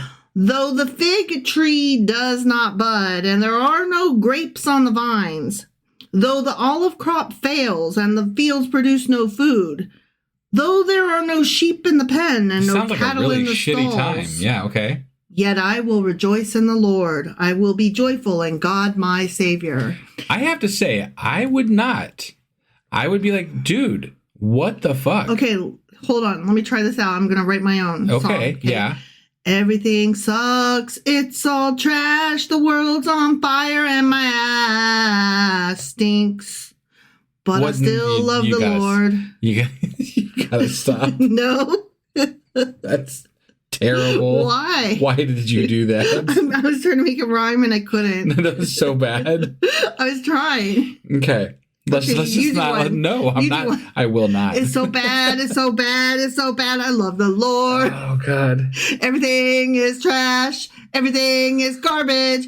But I love the Lord. Does it work? No. I cannot make it work. Jesus Christ. It's always like, okay, wait. Eye boogers, nose boogers, and toe jam. Everything smells like fish and rotten cheese. It's horrible. It's horrible. It's rotten. I never thought I'd say this, but can we please get back to the Bible? And I love the Lord. No, it doesn't work. I can't do it. No. Yeah. Okay. The sovereign Lord is my strength. He makes my feet like the feet of a deer. He enables me to tread on the heights. The end. Oh, that's the end of Habakkuk? That's the end of the book. That's it. That's it. He's got feet like deer, and he loves the Lord, and the God guy is gonna at some point invade people with other people, not actually him. Yep. Okay. That's all there was. That's it. That's all of Habakkuk. Yeah. I give this like a 3-star. Yeah, It's shit. it wasn't very good, was it? It wasn't. No, I'd say on par. That was not a good book. Yeah, I don't. Because look, there was parts of it that I liked. You know, there was aspect like the questioning of God. Yeah, I like that aspect of it. I think that there should be more of that. You know, in general, now and in the Bible. Like and so I liked that aspect of it. Sure. But the ending this was kind of like a Game of Thrones ending. You know what? Like it just fucking sucked. They just wrapped it up and they're like, it's done. I was already on a different project. It also reminded me of the way Job ended, where like the whole way through we're like, yeah, go Job, right? And you tell him. Right. And then at the end he's like, and I love God. Because somebody 100 years later or 200 years later always comes in and writes, I love God. Yep. Like that's how every fucking book in the Old Testament ends. Someone hundreds of years later comes back and like, oh, we need to make them love God here at the end. It makes no sense, but just do it anyway. I lost 10 kids, but I mean, he did give me 10 more. It's the same, whatever. I love God. It doesn't work. I think that's generally how the whole book goes. You know, like it's just a lot of love for God or something. Blood, guts. I kill everything. Everything is dead. My fields are dried out with locusts. Yeah. I love God. Right. Yeah. Right? All right. Yes. All right. That was Habakkuk Chapter 3. Yes. It sure as fuck was. It sure as fuck was. Which means that we're going to be getting into special episodes now. Yes. Which will be the wrap-up. The wrap-up. And the contradiction. You're always wrong. And then I'll get the weekly replay out. This is a really short book. I mean, it was only 3 chapters. It was. I just feel like there should be more, but there's not. That's it. That's it. It's okay. This will be like one weekly wrap up. But tomorrow will be our live on Discord at 10 p.m. That's right. Actually, I say tomorrow, but by the time you hear it, it's today. It'll be tonight. Right. Actually, right now it's today. Tonight. Technically speaking. Yeah. So 10 p.m. Eastern on Discord. Yeah, if you're listening to this in the morning, you know, because it releases at 6 in the morning. Yeah. Generally is when it goes out. Yeah. So if you're listening in the morning, then you still have time to get on Discord between now and tonight and join us for the live Discord. And if you're up listening at 6 in the morning, that means it's a late night for you. But, you know, it's worth it because it's so much fun. It's fun. I mean, you get more of my goofiness. Yeah. Oh, and there's I redid the main page to our website. So if you go to our website, it's one of the top things. It's just a big link that says join Discord. Wow. So go there, click on it, and doesn't get much easier sign up for the Discord. Yeah. Okay. So we'll see you there. Yeah. Come talk with us. Yeah. All right. We'll see you then, guys. Bye.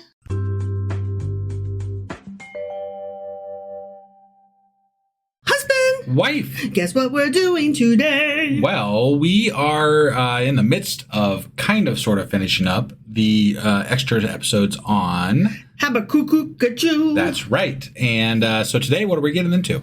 Well, it was only 3 chapters long, so it's the Q&A as well as the wrap-up of the whole fucking book.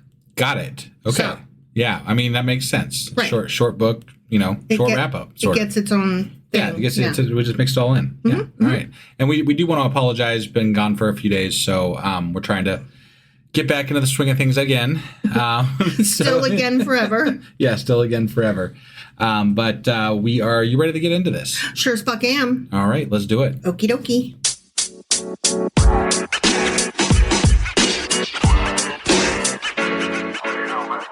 And here's to you, Habakkuk. We are gonna wrap up you. I thought we discussed not doing that. Woo.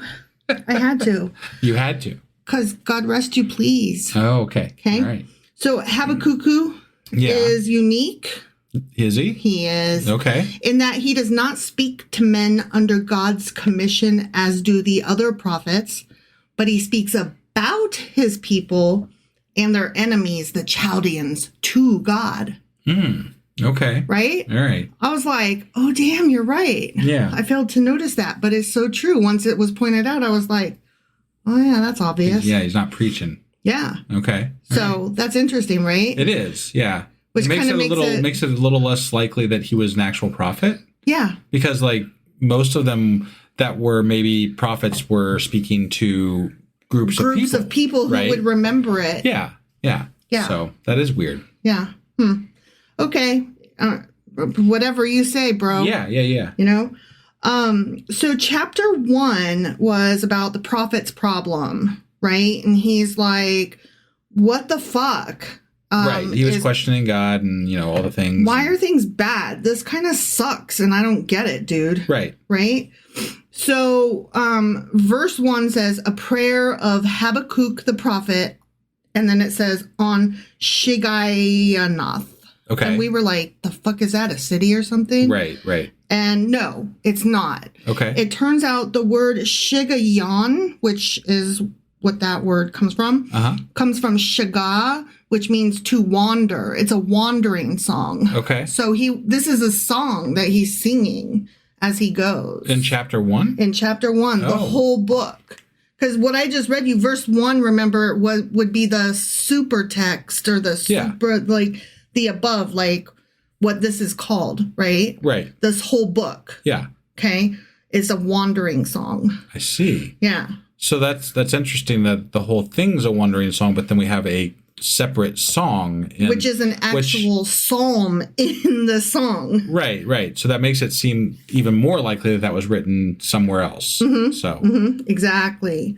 So the first problem was, how long, O Lord? Right? Yeah. And he does ask that, which I just think is funny. Yeah. Okay. So verse 6 says, I am raising up the Babylonians, that ruthless and impetuous people who sweep across the whole earth to seize dwellings not their own. Right. And so what that's about is when the Babylonians, or in this case, the Chaldeans, eventually came against Judah, they came as, quote unquote, sent by the Lord, right? And it wasn't that they themselves did not want to come and that God made them, but God allowed their sinful desire to conquer Judah. He allowed that desire to come to fruition. I see. Okay. And if God had not allowed them to do it, they never could have conquered Judah, according to apologists.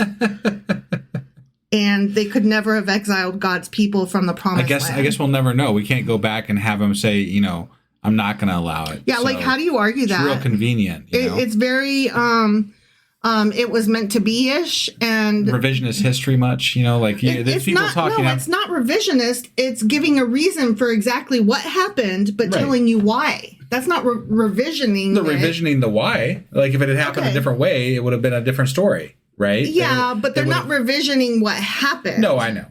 They're just saying, but there was a reason why it happened. Right, but it's the same idea as revisionist history. It's the same realm. It's revisionist adjacent. Right. I will allow it. Yeah.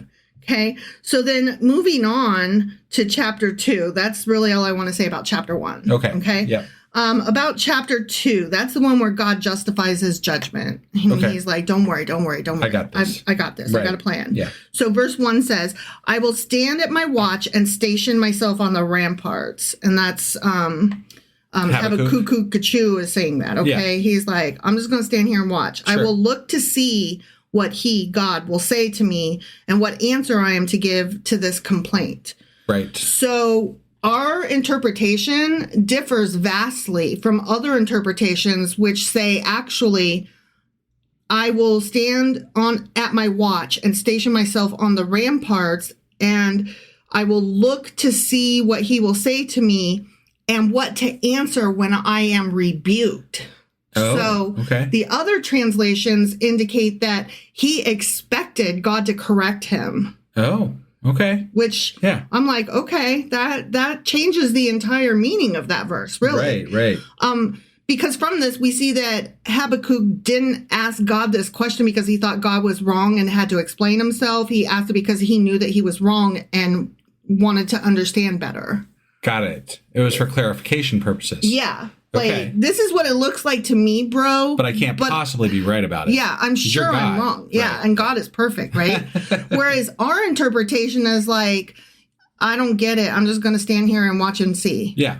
And that's different. No, it is. It's more like that interpretation that you're talking about that we didn't get is more in line with the continuing the God is everything type mentality, yes, right? Yes, it makes more sense. It's more likely that was the intention given the rest of the book. It does, because the way we had read it, it felt more in line with some of the early prophets like Moses and stuff, where they did actually have the goal to question some of God's actions. And back then we're like, oh, damn. Right. That's brave. Like, I think Job was what we compared him to in the questioning. Sure. But Moses questioned him too. And there were some other, I can't remember exactly who all questioned God, but there have been a few moments and early on in the Bible where we were like, wow, that was, okay, yeah. But this apparently wasn't one of them. Except for... Depending on which translation you're reading. Right. I mean, the way that the translation we read made it sound like he was, but the actual translations otherwise seem to indicate, no, it really was right in line with them. Well, but you could also look at that as a little bit of revisionist history, right? Because people could be like, well, we want him to be more godly. Yeah. So they might have changed it in order to make him sound more in line with what God wants, That is true. I'm not here to say which interpretation is better. I know that we read a watered down version to make it easier to read. So we don't always get all of the meaning. Sure. Which is why it's sometimes interesting to read the apologists, because they have all of these different perspectives that I'm like, how the fuck did you get that? And then I go and read a different interpretation and I'm like, oh, that's not the same. Right. Well, and it's important, I think, to know all the different sides of this, because people are often going to be like, well, you just didn't understand the allegory. You didn't understand the, metaphor, or the whatever, the thing that's... You came to it with an agenda. Right. Yeah. So it's good to, this is why I like our Q&As, because we get to dive back into it and be like, okay, what actually do people think about this? What have they said about this? Yeah. What does that mean? Exactly. And I don't always agree with them, and I very rarely agree with the apologists, but, at least we know what other ways it might be interpreted. And what other arguments might be presented. Like, you can't even be prepared for a conversation if you don't even know what might be said or thrown at you. Yeah. As a side note, generally speaking, when you have an argument online with somebody about the Bible, they don't know what they're arguing. No. So it's impossible to have that argument anyway. Yeah, that is true. That is true. So going to verse 19, it reads, "Woe to him who says to wood, 'Come to life,' or to lifeless stone, 'Wake up.' Can it give guidance? It is covered with gold and silver. There is no breath in it." The reference to the idols. Yes. Yeah. And we didn't have a question about it, but we had talked about how the idols of the Israelites were just the same as the idols of anybody else, except that the other people actually believed that God resided in their idols. Yeah. Whereas the Israelites maybe sometimes didn't always, but I think it really depends on... Well, I think that they didn't have idols per se, because they didn't have things that they kept in their house that were symbols of their God, right? That they believed embodied their God. But they did have temples that they went to that they believed housed their God. And they believed that there were places... The ark housed their God. Right. And so they believed that there were places they could go that their God existed more, right? Which is the same general concept as idols. Right. It's just placed differently. It's a different way to look at it. It's a different way to... Instead of a thing you put in your back pocket, you have to go to the place where your back pocket is. Yeah. What? I mean, that's really the only difference. Yeah. And it's, for a while, their fucking tent that they carried around was a goddamn house for their God. And then they built a temple, like an actual temple. So, right. I mean, it's the same thing.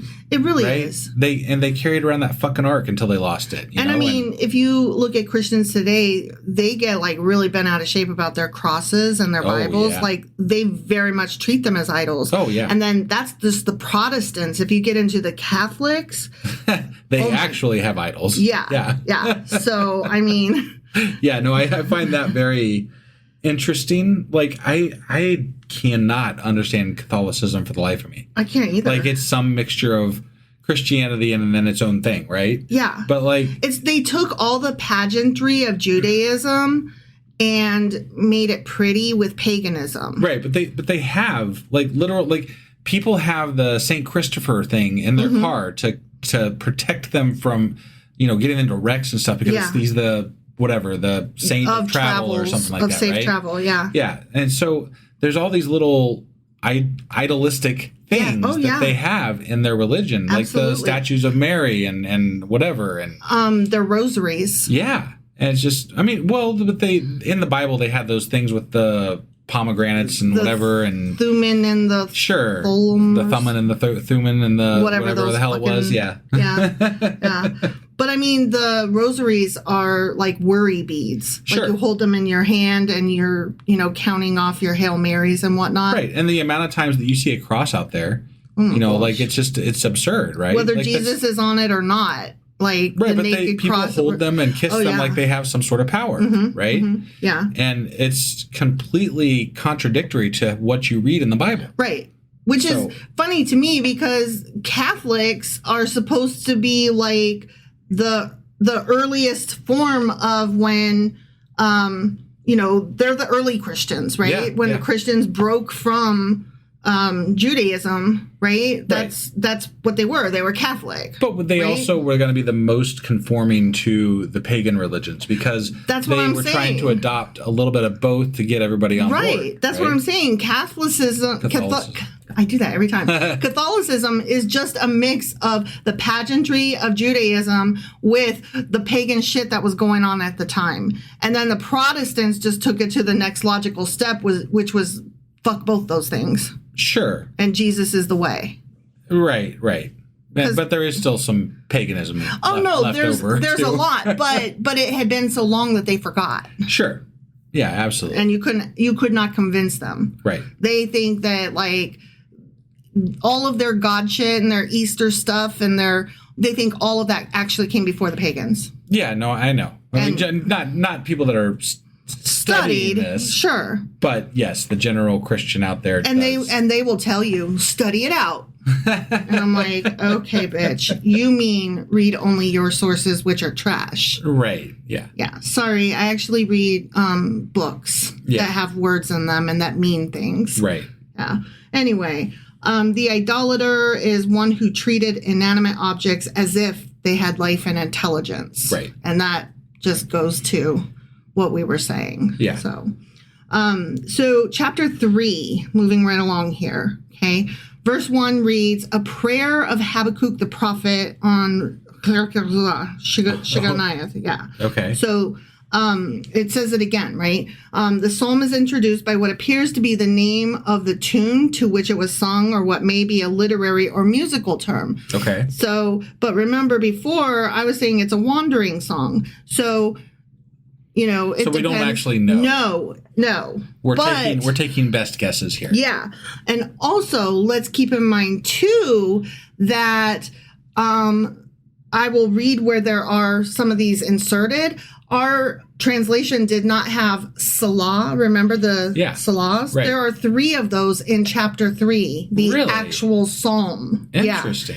That were not included in our interpretation, which kind of makes it seem like I think maybe this interpretation is more correct, that Shigayanath means a literary or musical term, because I don't know if you recall, but the Salah meant most likely, again, we're guessing, but it meant probably a pause. Yeah, or a song, a break, type deal, a solid break, or whatever. Yeah, right. To reflect or, get back on rhythm or what the fuck ever. Yeah. So I found that very interesting. It was like a musical or poetic notation, basically. Mm-hmm. Right. Mm-hmm. So, let's see. We are moving on to the power of God on behalf of his people, blah, blah, blah, right? Sure. So God's judgment is pictured in a number of illustrations in this chapter. Okay. Some of which appear to be taken from the story of Israel's escape from Egypt and their journey to Canaan under Moses. Okay. And we kind of thought that that's what they might be talking about, but we weren't sure. And so we were on the right path. Yes, that is exactly what they are talking about in this song. Okay. All right. So the judgment is like a thunderstorm that is seen approaching over the tops of the southern mountains. And that's verses 3 and 4. Yeah. Like a plague from which no one escapes. That's chapter 5. Okay. Or I'm sorry, verse 5. Right. Like an earthquake that terrorizes the nations and shakes the mountains. and that's verse 6. Okay. And like a desert wind that blows down the Arabs' tents, and that's verse 7. Like the overthrow of enemies in battle, whether by armies or by the spectacular invention of the forces of nature, that's verses 8 and 9. Okay. Like a flood that sweeps everything away, and that's verse 10. Okay. Like an eclipse of the sun, which I will get into in a minute, All right. that leaves the earth in darkness, that's verse 11. And like the triumph of a warrior who kills his enemies and saves his people, and that's verses 12 through 15. Okay. And so I just thought it was important to reiterate, yeah, we were actually right. Yeah. Like, that is exactly what they were talking about. So verse 3 reads, God came from Teman, the Holy One from Mount Paran, Salah.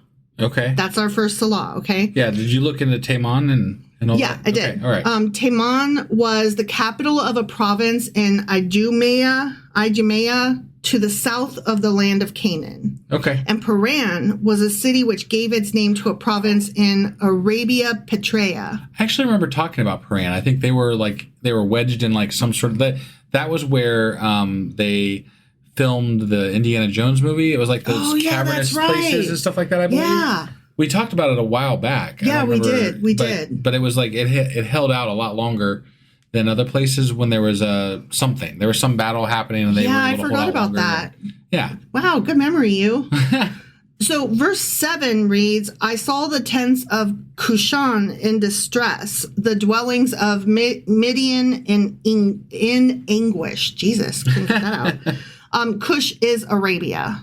Okay, so when he says of Cushan in distress, he's talking about Cush, which is in Arabia. Got it. Okay.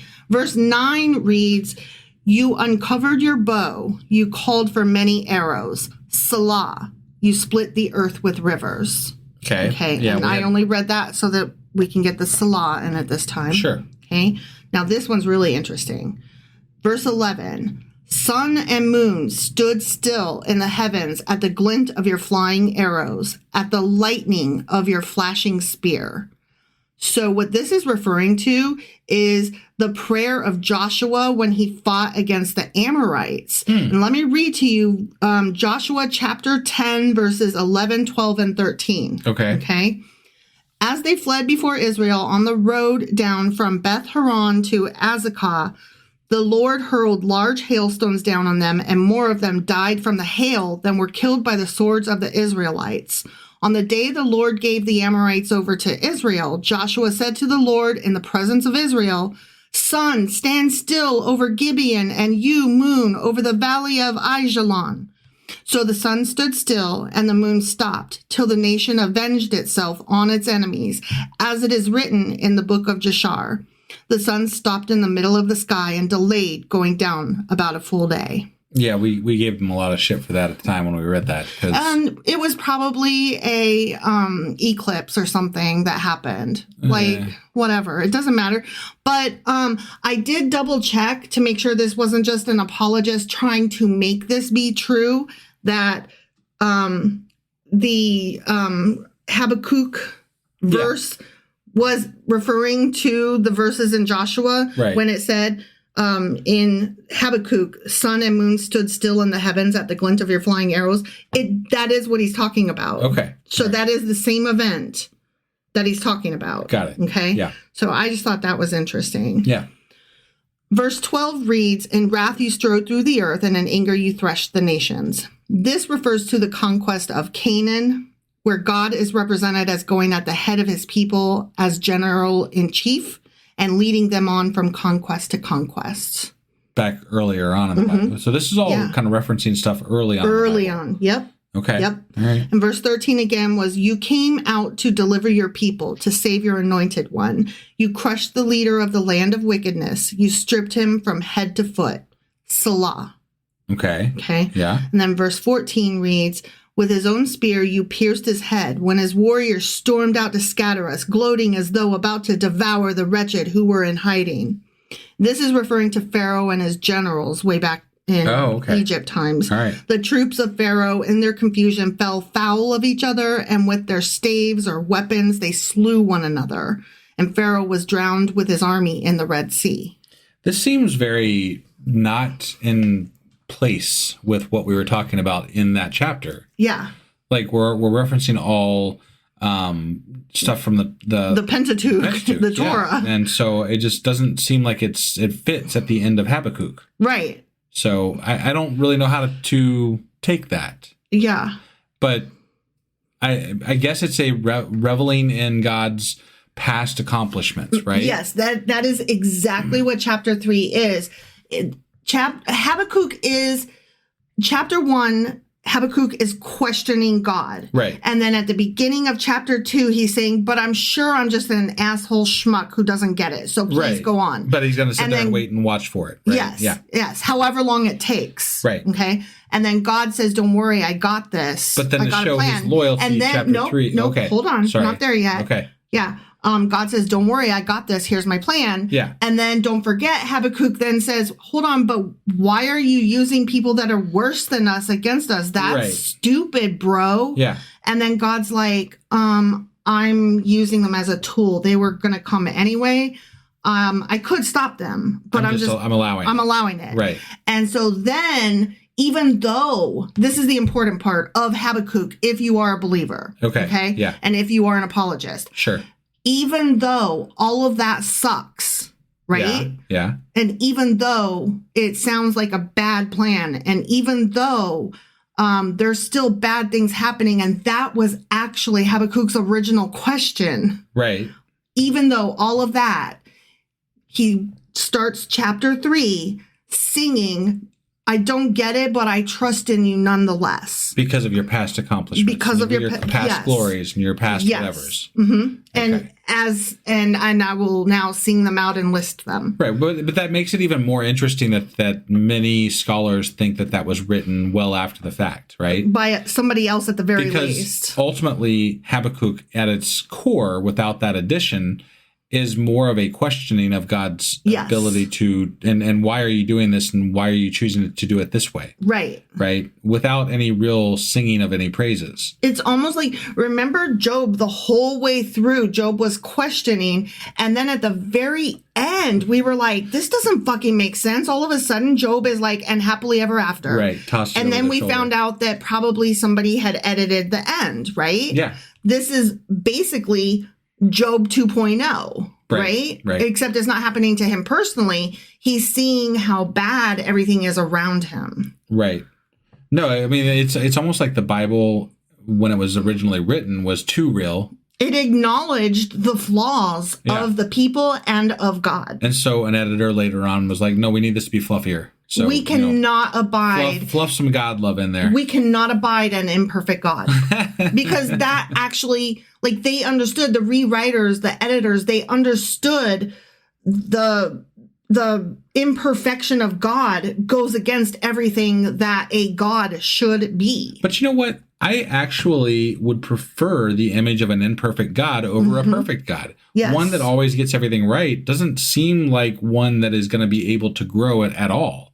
Right. And if we're talking about Christianity eventually, right, we're moving into the New Testament. Sure. So we're talking about a God that claims that he grew and he decided to do this for humanity because he wanted us to not have to suffer anymore. So he's going to let his son die for our sins, right? I think your wording is questionable because apologists would claim that God never changed. He didn't grow. Okay. They claim that this was his plan all along. Well, his plan sucked. I mean, tell Habakkuk about it. He agrees with you. But there's a lot of just layman Christians out there that see it as a growth of their God, right? Their God grew from something that killed people all the time to now a forgiving God, right? That's kind of a general concept that exists out in the world. Is it? Sometimes. For some people, That's not what I've run into. So okay. I'm going to bow to your experience on this. That's how I kind of viewed it, and that's how I've heard some people reference it as. Okay. So maybe I'm wrong in that, and I'm not talking about people that study the Bible. I'm talking about people that just have a general understanding. No, I was just going to say another reason that I should bow to your knowledge is because you actually interact negatively or positively. I'll leave that up to the listener to determine. With malice. with people, with certain people online. You actually interact with Christians way more often than I do. Yeah. In an argumentative context on Twitter. I do. I try not to, but I do. Right. And so you're going to see an entirely different data set than I would. Right. Now, I will say your entire pool that you're pulling from is of the radicals. And I don't... Oh, it really is. I don't know that necessarily... It's not the best place to base opinions on. Yeah, so I don't know that you could say, well, I mean, it's commonly believed out there. No, you're right. You're absolutely right. But I would also say growing up in a small town, that was kind of my take on what people thought too. Oh, okay. So, I mean, I'm not just basing it on that. But I don't really remember where I was going with all that. I just was... a God that changes and grows. Yeah, but I still don't remember where I was going with it. I'm sorry. No, it's okay. It's okay. It was just... I don't feel like it was... I don't feel like it's correct with regard to how this... Like, if you felt that way, you wouldn't need to make him be perfect. And that's what it was. Yeah, yeah. I like the idea that he's not perfect because then it'll, like, if you're going to believe in this God, it allows him to make that transition, right? But if he's perfect, then what the fuck was he doing? I think that's the entire problem with Christianity is they want it both ways. I mean, You could say that about any number of things about Christianity, but they want him to be absolutely perfect and to have always known what was coming and everything to have been in his plan because, I mean, let's face it, that's what the word God means, right? Sure. Ever temporal, like always present, always there, ever knowledgeable, the whole thing. So they need to fix it to where that's the truth. But at the same time, if he did change and grow, you know, he used to be this way and now he's not. And the Bible itself says that he repented of having made humans in the first place. And that's why he fucking flooded them. Right. You know, He's like, oh, I fucked up with these guys. Yeah. Or like the Tower of Babel. Oh shit, I fucked up with this. I'm gonna knock that shit down and scatter the people. Yeah. So I mean, he admits that he's flawed, but Christians need him to be perfect, so they can't handle that. Right. And so, like way back when, a group of them tried to fix what they could, but they didn't do a good enough job for people like me and you reading it. I think honestly, that's what I like about Judaism, modern Judaism, a lot more than Christianity currently, because Judaism seems to allow for the God to be flawed. You know, like it's okay that the God is flawed. And they like questioning and learning and talking about what can we take from this? Right. And what does that mean? And how does that change the meaning of the stories and the words? And yeah. I mean, just in general, you know, like I'm not, there are definitely some like crazy Jewish sects out there as well. I mean, just as there's crazy Christian sects. Yeah, I was going to say there's radicals in every religion. Right. So I mean, I don't want to say that all of them are perfect for you know, this, that, or the other, but like, I just like that idea. Let's not even start on Zionism, right? Right. But I like the idea of flaws better than not. Yeah. If I was going to believe in a God, I'd like the idea of flaws better than not. Okay. Because it's relatable. And see, I think that I disagree with that because I think that defeats the purpose of a God. A God is supposed to be perfect. How do you have a God that's not perfect? But if we were built in the image of God, right, then it makes you allow yourself to put yourself in a flawed God's shoes, right? Like, okay, I was built in your image. But flawed God to me is an what is that word? Like military intelligence is two words that don't go together. Right, I forgot what that term is. Idiot something. Anyway, two words that don't go together. Yeah. But I guess I've always kind of tried to, in my mind, find the perfect pitch for what a good version of Christianity might be, right? And to me, if I could just step outside of the Bible and say, okay, this God created us in his image, and he is flawed, and he's making a journey to become a better person, much like I, as a human, am making a journey to become a better person. That sounds more like spiritualism. No, absolutely. Okay. Absolutely. Okay. Which, I mean, that's more my speed, honestly. No. I'm that's what I'm saying, though, is that the exactness of Christianity and how people try to get it so exact, to me, is wrong. Okay. Like, if you want to go about this in any certain way, the way you would want to go about it is any generalized acceptance of there's a God, and this is how I feel about it, and this is what the purpose of this stuff is. We agree in concept, and it's the choice of words that we're actually having a problem with. Okay. Because the term God does not apply to what you're saying. What you're talking about is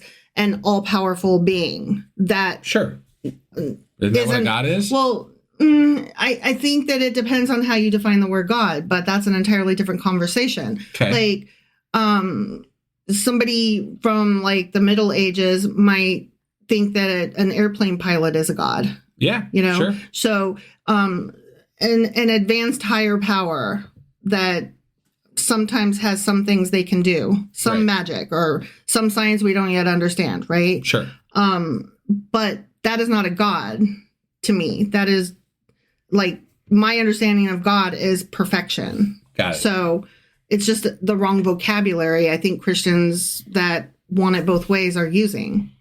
Sure. I guess my point is that I feel like that if people want to believe in God, as opposed to using the Bible as a reference, they need to stop. Well, yeah, I think we both agree on that. It's the most imperfect version of a God I think I could imagine. Yeah. It's not correct. It's wrong. It's bad. Completely wrong and bad. Yeah. And there's so many flaws with it. Is so many. It condones racism, slavery, sexual discrimination, rape, harm to children, murder. Well, and it's so obviously written by humans that tried to manipulate the sayings. I'm sorry. I need to be a little more specific. It's so obviously written by men. Well, yeah. Not just humans. Right. Men. Yes. Who had... Go on. No, yeah. That just... They altered stories even. I mean, like there's no consistency to it. They had their own agenda. They had their own ideas, their own politics of the time. It's very apparent in reading it that is how it was going. Even to two not very knowledgeable or scholastically inclined people. Even with that, we get it wrong all the time. Oh yeah, but totally. It's still even with just a base gloss over of the Bible, it's still very apparent. Right. So. Right. Anyway, I think we've gone on long enough here. Sure. Do you have anything else to add about Habakkuk? I didn't love it. No, I didn't either. I didn't hate it as bad as some. Maybe I guess. Kind of...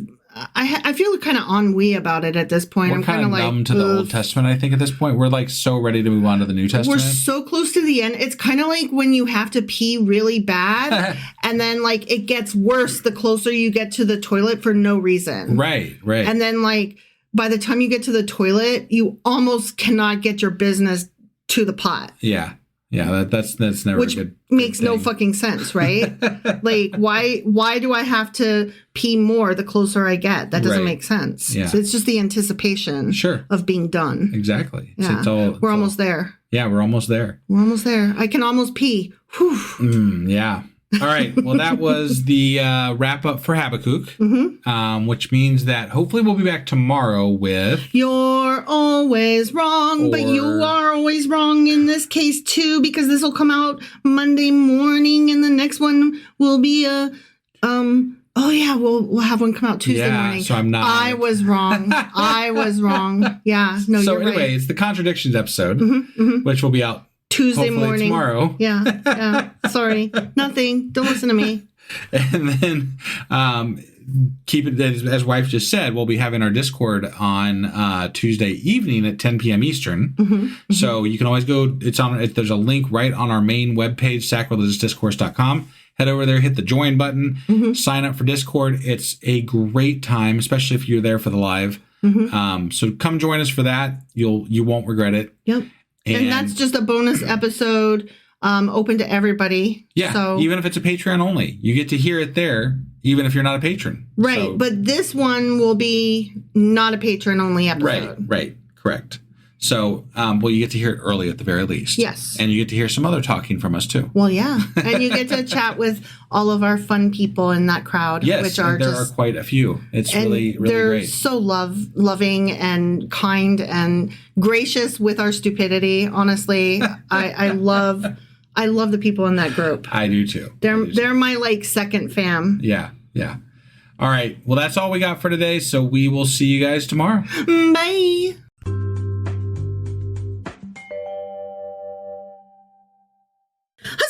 Wife. Oh, where'd you go, Joe DiMaggio? Jesus, something. I feel like it's just no. on purpose at this point. Well, yeah, it's the last one.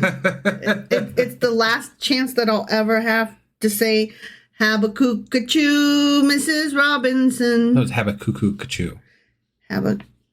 Habakkuk Mrs. Robinson. Jesus loves you more than you will know. So, what are we doing today? Whoa. We are doing a You're Always Wrong, so I get to sing again. Or Contradictions, which means that we are finishing Habakkuk. That's right. All right. You have some good contradictions? No, never.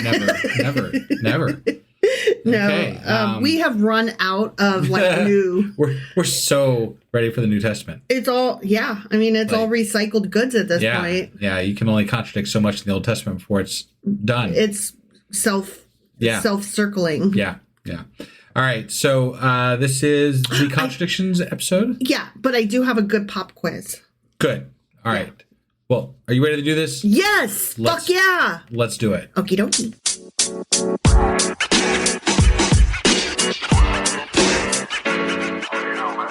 All right, we are doing questions, and I'm going to ask you, and you're going to be wrong. Ready? You're always wrong. Okay. Are you ready for that? I'm ready. Okay, Yeah. let's do it. Okay. Okay. Number one, does God help in times of need? No. No, he doesn't, right? No. And we've got so many fucking examples of that. I mean, I'll just read a few. Okay.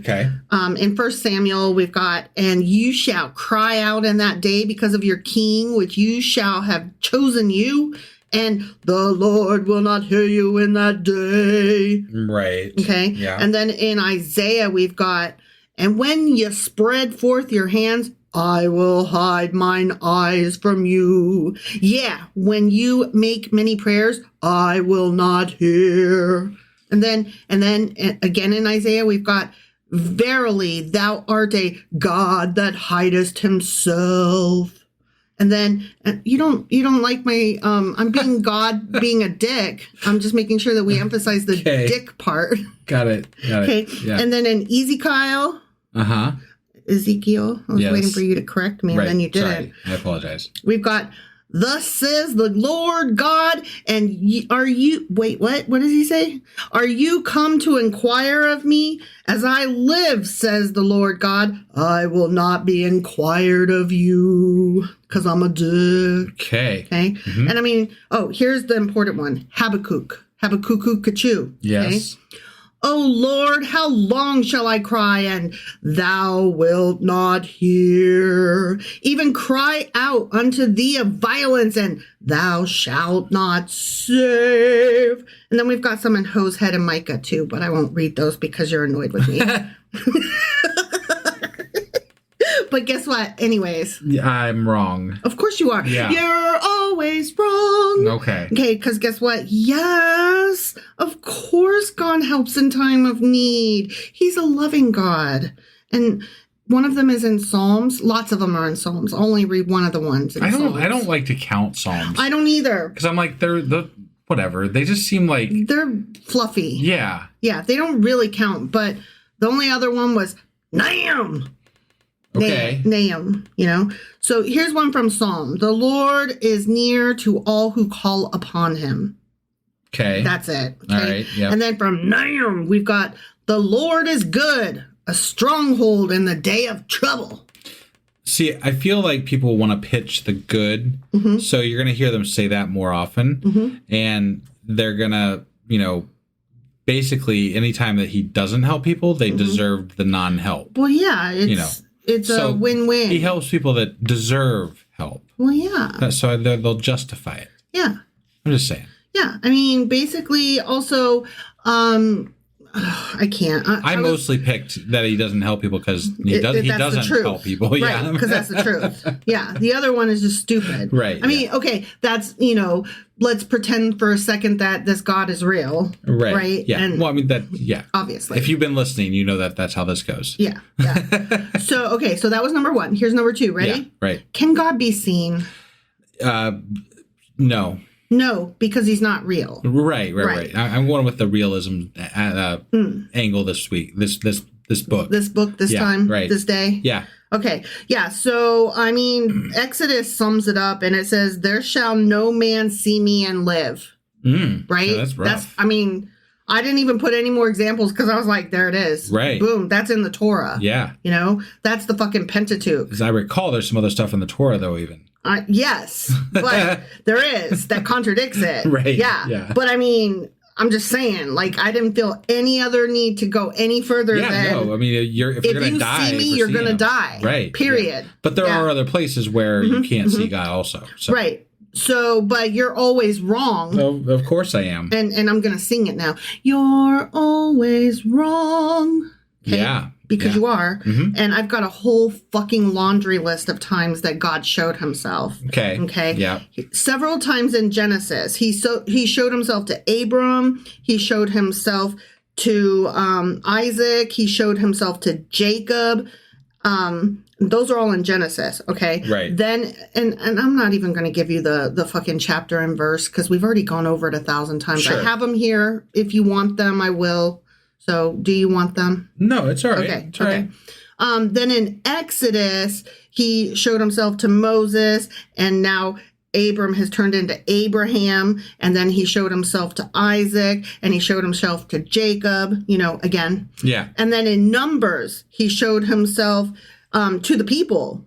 For they have heard that thou, Lord, art among this people, that thou, Lord, art seen face to motherfucking face.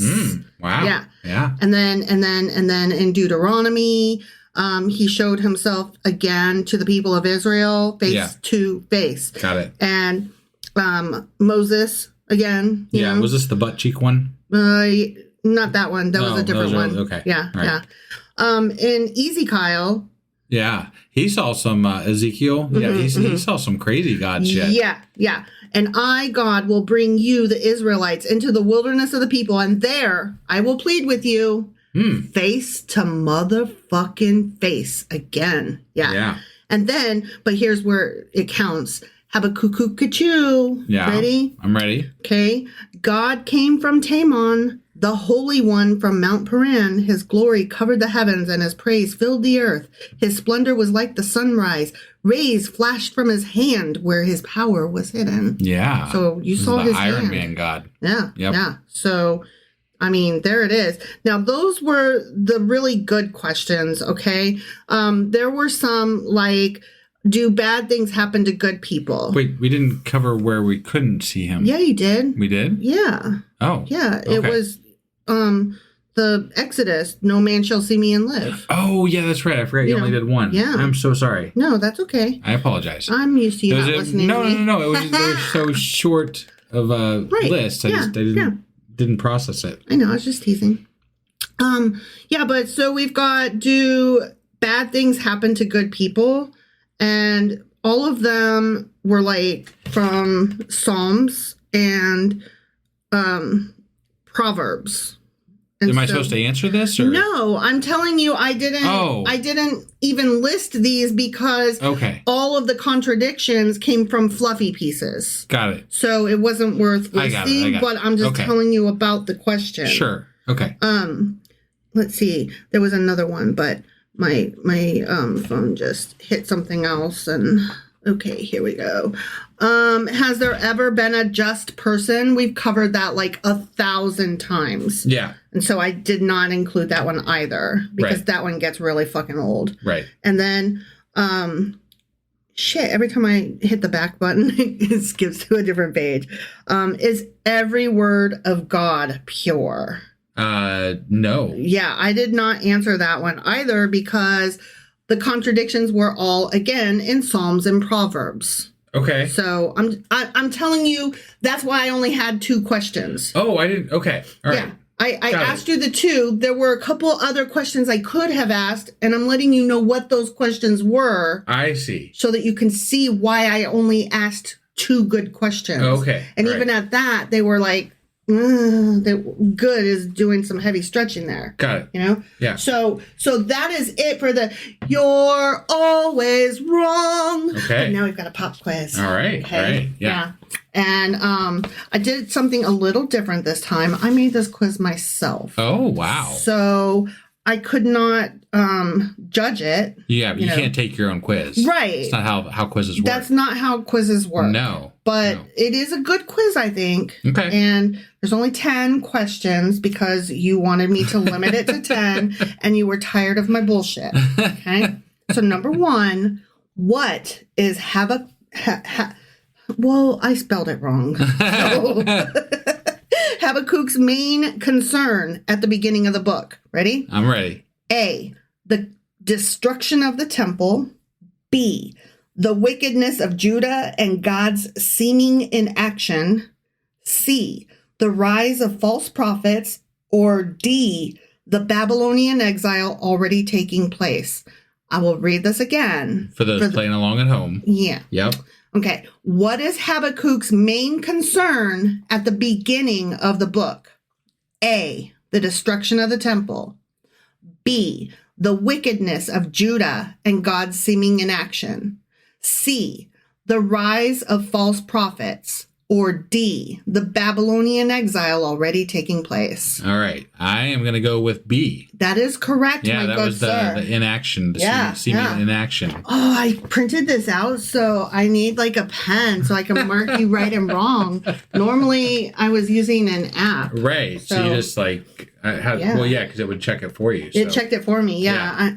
Manual. I gotta do Well, this yeah, that's myself. crazy. Fucking, how does a pen work? You should just create a Google form next time. That way you can just, my God. you can actually create a quiz in there. I know, but I have to tell you something. I don't know how to use Google Doc things. Like, I don't know how to use it to its fullest potential. And I never learned how. And I feel like that technology has left me behind. I don't think you'd have that hard of a time figuring out a Google Probably wouldn't. form. I probably wouldn't, but new things are scary. Okay.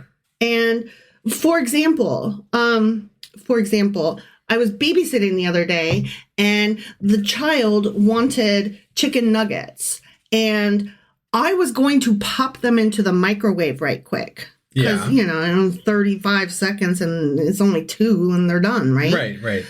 Well, what they normally do is heat up the whole ass oven and put them in there on a pan. 2 nugs. Yeah. Yeah. 2 nuggets? 2 nugs. But the dad was like, oh, I'll turn on the, what is that called with Air this fryer? thing? The air fryer. Yeah. I'll turn on the air fryer for you. Sure. And I was like, oh, because I have not hardly used the one that we recently got, so I don't know how to use it. And I was like, yours is new. I've never touched a single button on it. And I was like, no. So as I was saying, new things are scary. I can't use it. Okay. So I could, but I didn't because I don't. Got it. Okay. Yeah. So number 2, how does God initially respond to Habakkuk's complaint about injustice? A, by promising immediate deliverance for Judah. B, by saying justice will come in the afterlife. C, by revealing that he is raising up the Babylonians to punish Judah. Or D, by sending an angel to comfort Habakkuk. I'll read it again for our friends playing at home. Number 2, how does God initially respond to Habakkuk's complaint about injustice? A, by promising immediate deliverance for Judah. B, by saying justice will come in the afterlife. C, by revealing that he is raising up the Babylonians to punish Judah. Or D, by sending an angel to comfort Habakkuk. I'm going to go with C. That is correct, my good sir. And that was the raising up the Babylonians, right? Okay. Yep, he raising them right up. Yep. Okay, number 3. Why is Habakkuk shocked by God's plan to use the Babylonians? Why he grabbing at and clutching at his pearls?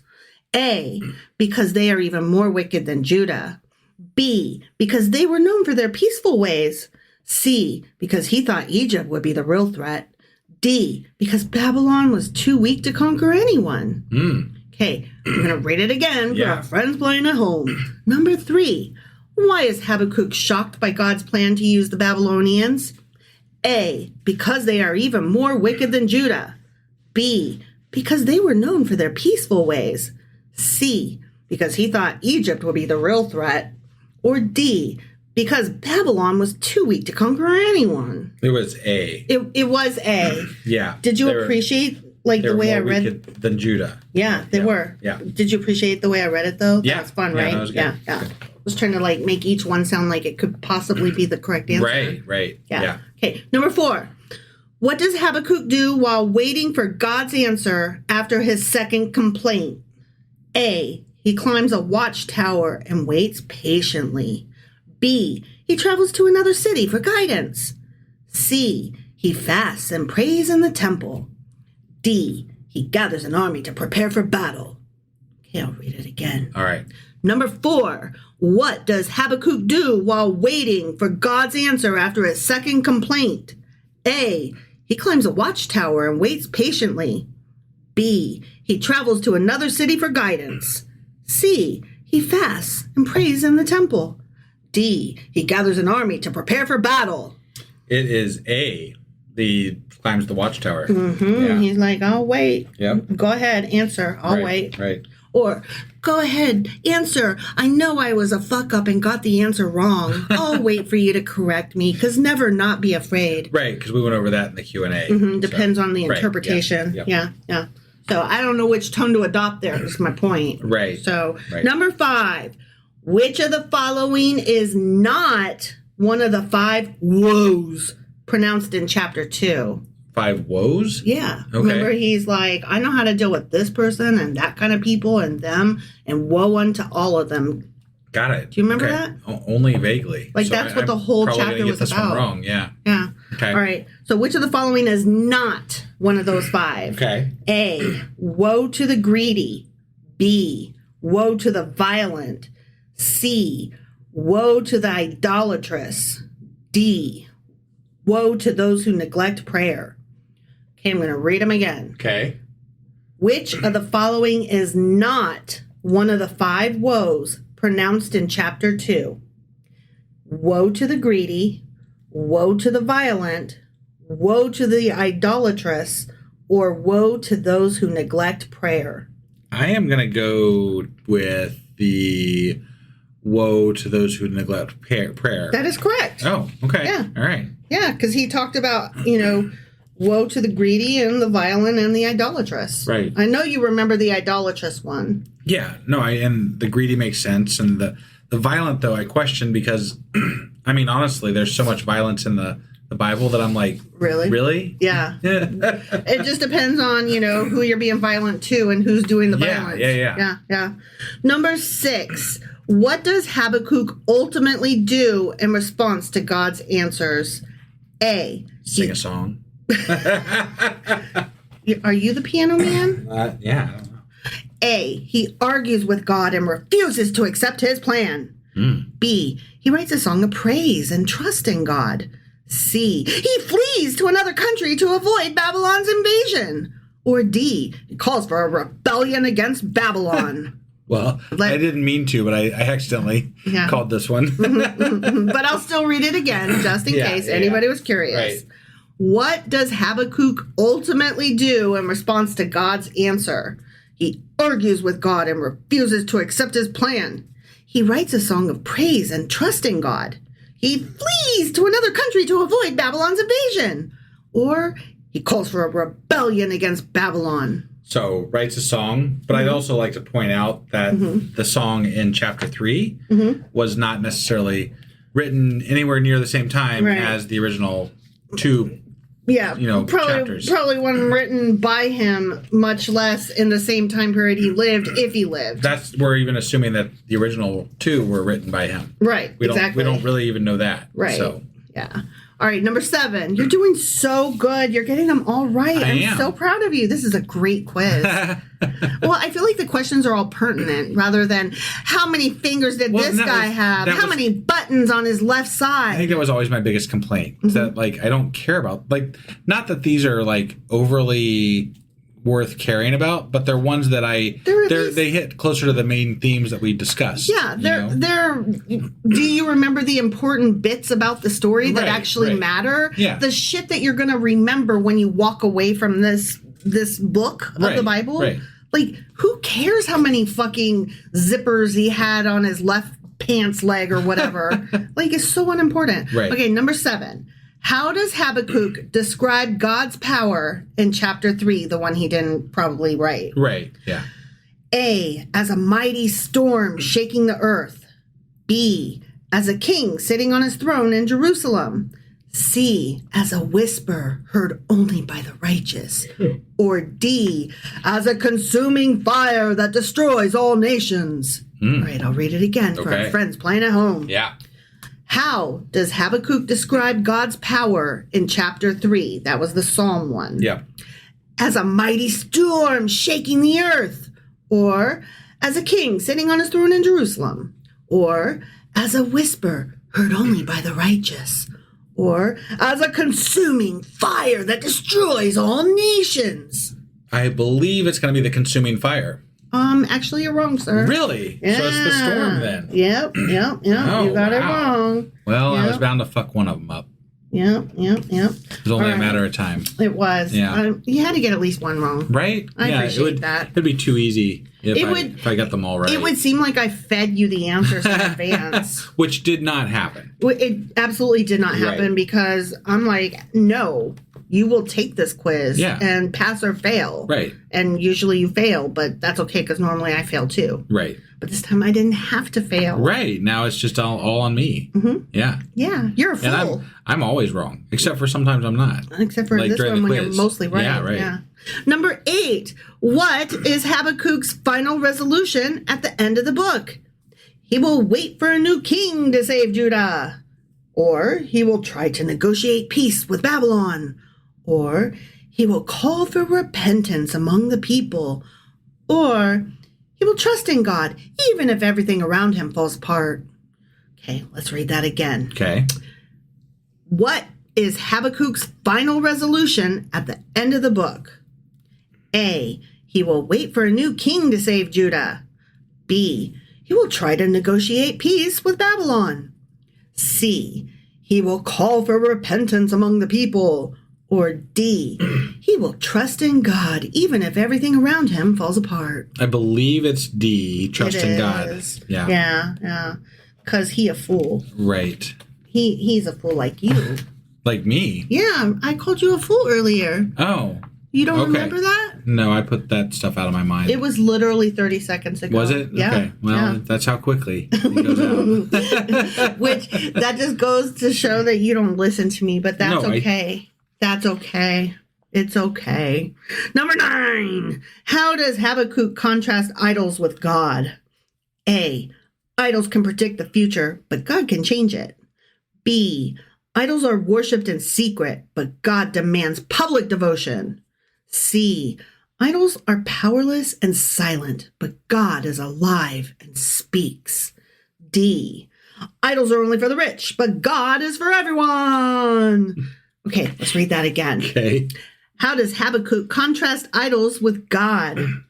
A, idols can predict the future, but God can change it. B, idols are worshipped in secret, but God demands public devotion. C, idols are powerless and silent, but God is alive and speaks. D, idols are only for the rich, but God is for everyone. It is C, which was what again? Idols are powerless and silent, Yeah, but God that's is the one. alive and speaks. That is Got it. correct. Okay. You've got it right. I knew when you said it that was the one. But, I know. It's hard to remember, especially when I'm silly. Yeah. All right, the last one. Number 10. What is a major theme of the book of Habakkuk? A, God's silence in times of trouble means he is not in control, obviously. B, Human wisdom can always understand God's plans. Probably. C, faith in God is essential, even when circumstances seem hopeless. Fuck off. D, political alliances are the key to Judah's survival. They're not here. Anyway, number 10. What is a major theme of the book of Habakkuk? A, God's silence in times of trouble means he is not in control. B, human wisdom can always understand God's plans. C, faith in God is essential, even when circumstances seem hopeless. D, political alliances are the key to Judah's survival. So it's going to be C, faith in God, yada, yada, hopeless, yada, yada. Yeah, that's the one. So you got 9 out of 10. That's the best you've ever did. I got an A. Yeah. I did really good. Yeah, that's the best you've ever done on a quiz. That's not true. I think I got 100% one time, actually. I don't recall that because I don't want to. Oh, okay. I'm pretty sure I did get 100% one time. I don't remember extraneous data that's unimportant. So, but then you can't claim to know extraneous data if you can't remember it. If it's not in my head, it doesn't matter or count. In my world, this is my planet, and you're just a guest on it. Okay. In my world, I'm the hero of my story. Got it. Well, I don't accept that premise, but you don't have to. So do you have anything else to cover for Habakkuk? No, but I'm really sad I won't get to sing Habakkuk, Mrs. Robinson. Heaven holds a place for those who pray. Hey, hey, hey, hey, hey, hey. All right. So you got that one more time. I did. I had to. Yeah. All right. Well, that's it for Habakkuk. It is. And I will be back tomorrow to put up our weekly replay. Mm-hmm. And then we will be back hopefully the next day with... we'll be here... Oh, wait. If you're listening to this Tuesday morning, right. Tuesday night is our live on Discord at 10 p.m. Eastern. Right, which that one will release on Wednesday, actually. Mm-hmm. And then Thursday will be the weekly replay. Mm-hmm. And then Friday, we'll probably try to start a new book of the Bible. Maybe. Yeah. We'll see. Because I think we had some other stuff that we might put in instead. I don't know. We'll see what we do. We'll see. Yeah. Something will happen at some point beyond the weekly replay. That will require planning ahead, which is not our forte. It is not. All right. Well, that's it for Habakkuk, guys. Thank you for getting through another book of the Bible with us. Boom! Yeah, we're done. Moving on to book 36. There's only, 2 books of the Bible You're left? the one reading it and keeping track, I thought, but apparently not that well. Well, it's on my phone, and I put my phone away. So there's not that many. I know that. Right. There's only we're very close to the end of the Old Testament. Yeah. The next one is Zephaniah, Zephadoodle-doo. But keep in mind, we're not moving on to the New Testament away. No, because we've got some of the apocryphal, like the ones that are in the Catholic Bibles that are not in the other ones and stuff like that. Right. So that's it for this one. And we will see you guys later. And bye.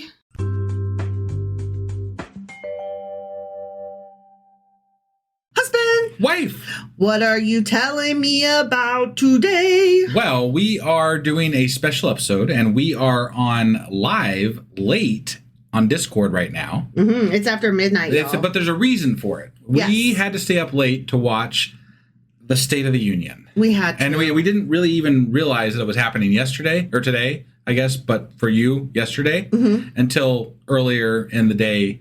Yesterday, but today for us. Right. That's not confusing at all. We did not plan ahead. No planning ahead. It was a last minute thing, like, oh shit, and then we're like, oh, we have to do a podcast about it, right? Yeah. Obviously. You were like at I'll set the alarm for 4:00. I'm going to be working till then, and then when it goes off, then I'll start putting something together for tonight. Yeah. And then like an hour later, you came in and you go, oh shit, the State of the Union's tonight. I just found out. I guess we got to talk about that. So literally, the State of the Union started at 9, and we did not decide what you were going to be talking about tonight to me until right before 4:00. Yeah, and a lot of you don't know this if you aren't on Discord, but a lot of the times when there's a big political event, like a State of the Union or a debate or whatever, we tend to do a live chat during it, which is also really fun. It is. So another reason to join us, because if you don't have a good crowd to hang around with for, politics, right, we're a great place to be. It's true. And what makes it fun is that we used to want to put together like a State of the Union watch party or like, election, whatever those things are. But now the best watch party is on our Discord. I know. And nobody would watch party with us. Yeah. And now we don't have to put on pants and leave the house. And neither do you. That's right. Yeah. So the State of the Union. Was that the intro? Are we done? Yeah. Well, I mean, yeah. But Okay. I'm just going to say, just my personal take, before we get into Trump's take on it, it's shit. It was a fucking hot mess, and so is the country. I was just speaking for the State of the Union. Yeah. It's a hot mess also. I think Canadians would agree with us even. Oh, shit, yeah. I'm just saying. They do, Yeah, as a matter of fact. Right, yeah. Yeah.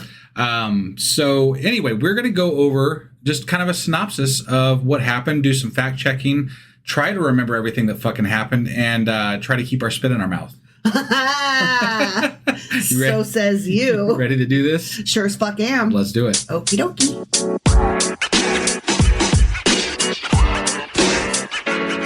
Okay, so we are going to go over some of the stuff from the State of the Union from last night. Yeah, it's some fun shit.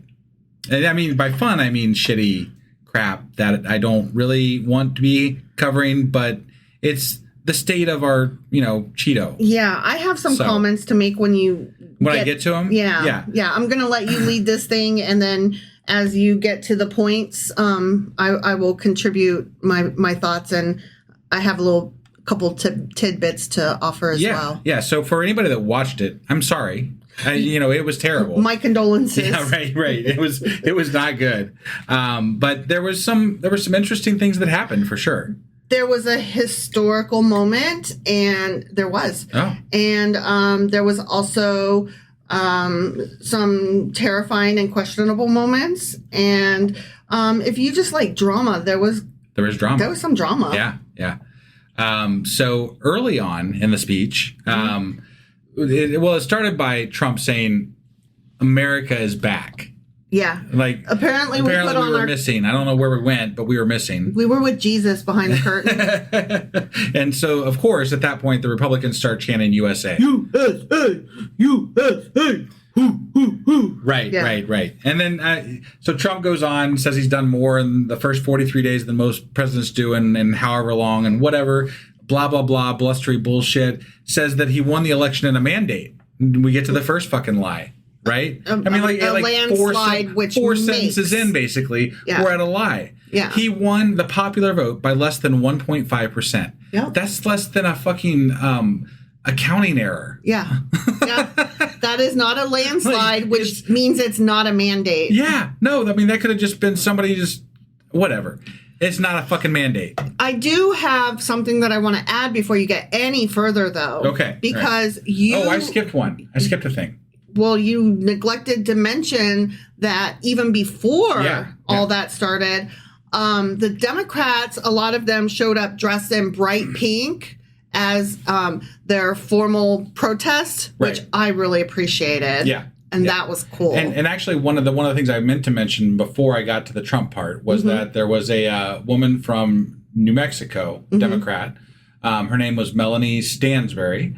And she was holding up a sign as Trump was coming down the aisle. It says, "This is not normal." And you know what? This is not fucking normal. I really appreciated that. Right.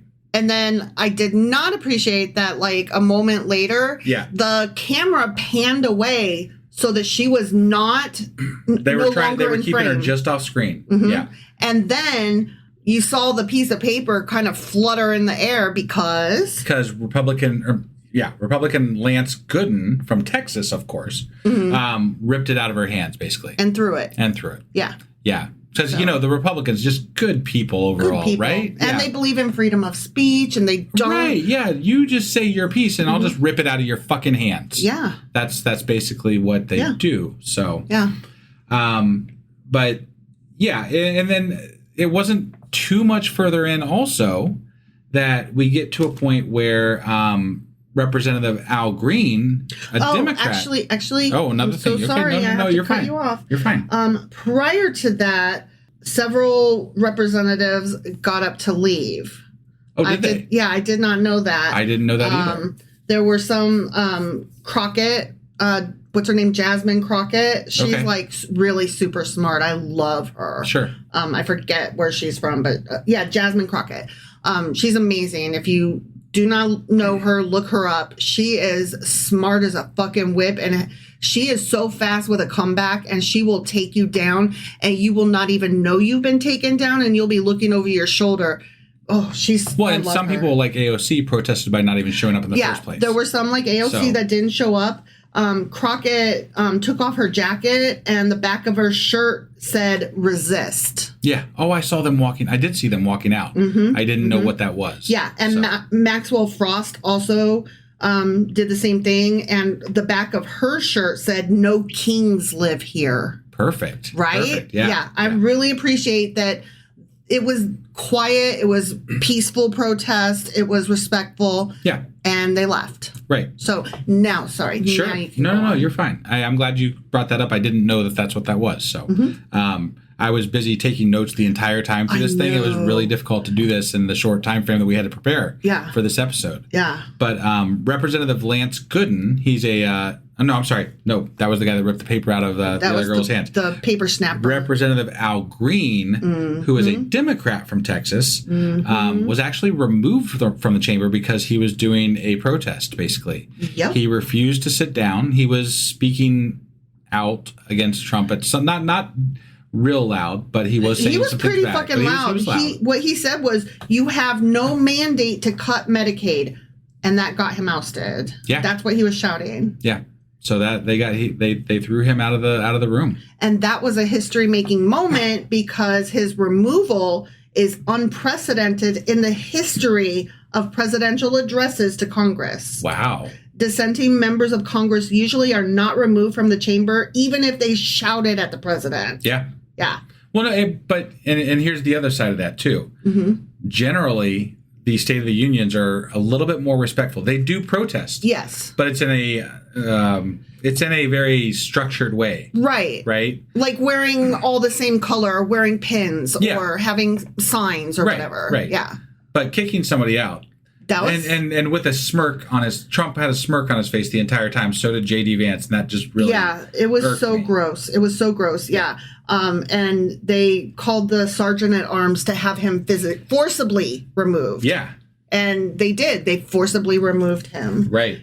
And I was going to say something else. Oh, Green also, he has already introduced articles of impeachment against Trump. Oh. Well, which I did not know. So good on him. Yeah. They're not going to go anywhere, but you know what? I appreciate him making noise. Right. I do. Because what have I been bitching about for ages now? Like, why aren't these people out front of buildings doing something, leading marches, shaking the whole fucking building, turning out the lights and pulling the fire alarms and losing the staples? Yeah. Just making it as problematic and... Ooh, okay, sorry, go on. No. You're fine.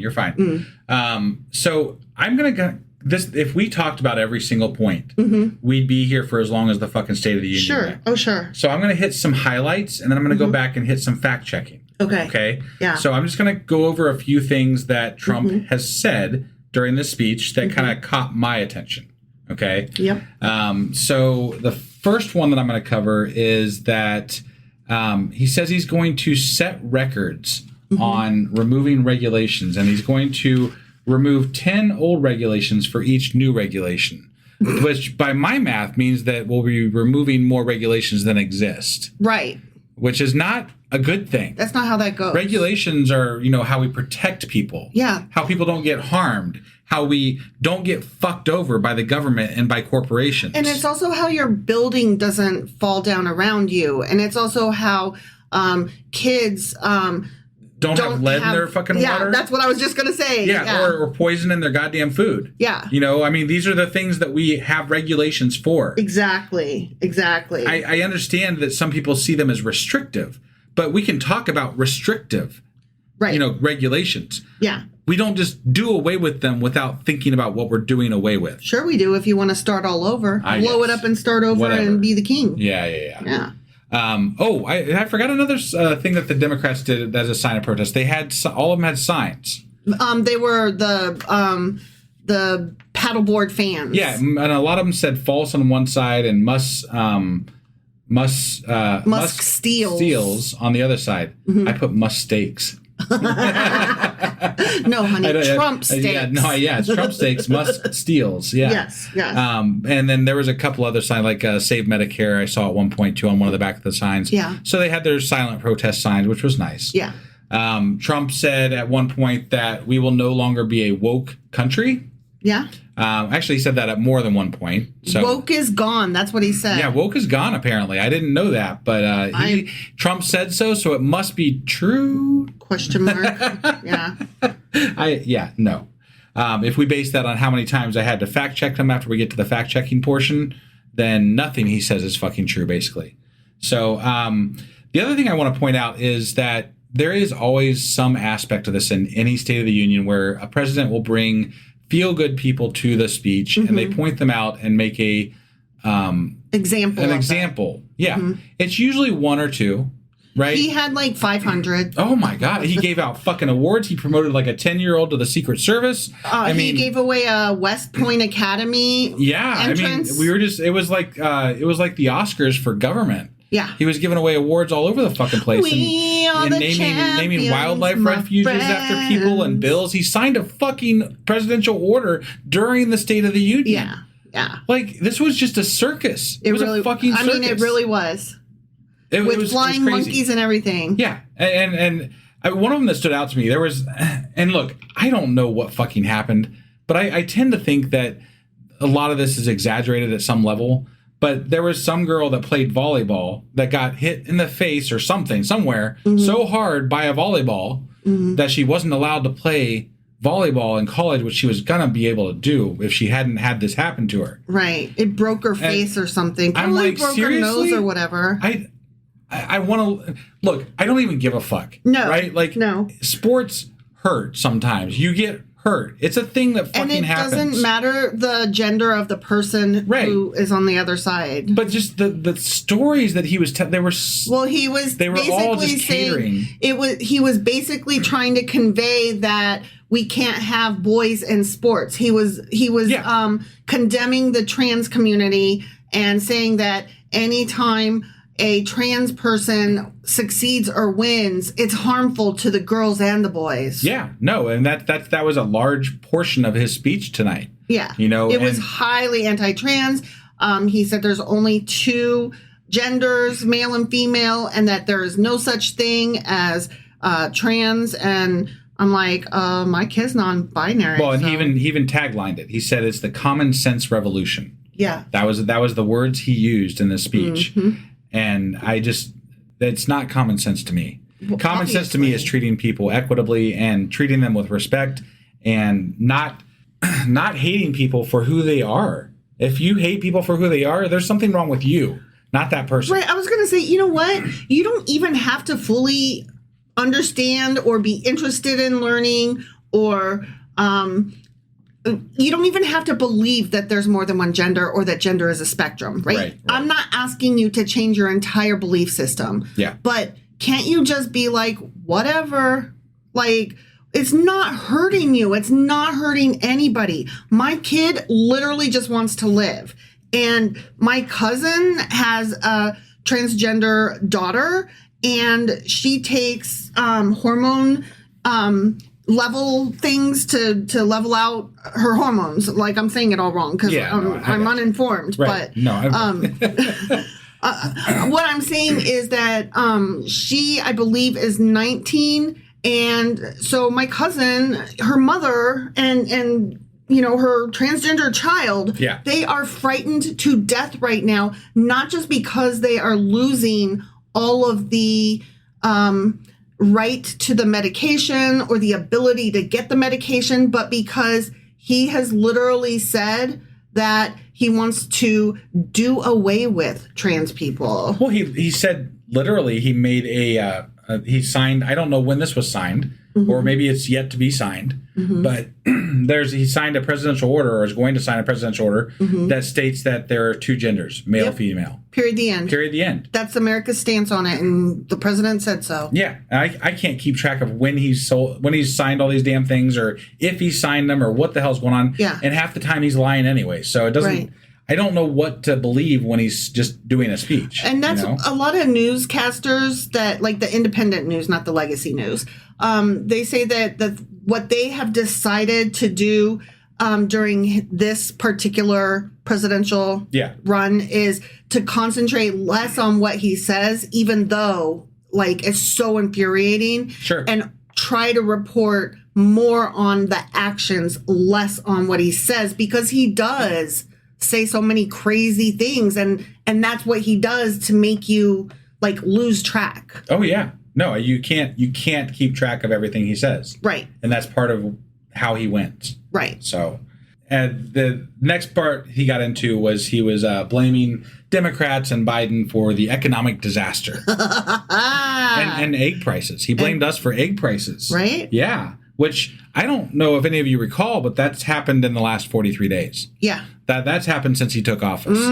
Also, the stock market, just look at it. It like, just crashed. Go look at it. Yeah. Go look at it's a chart.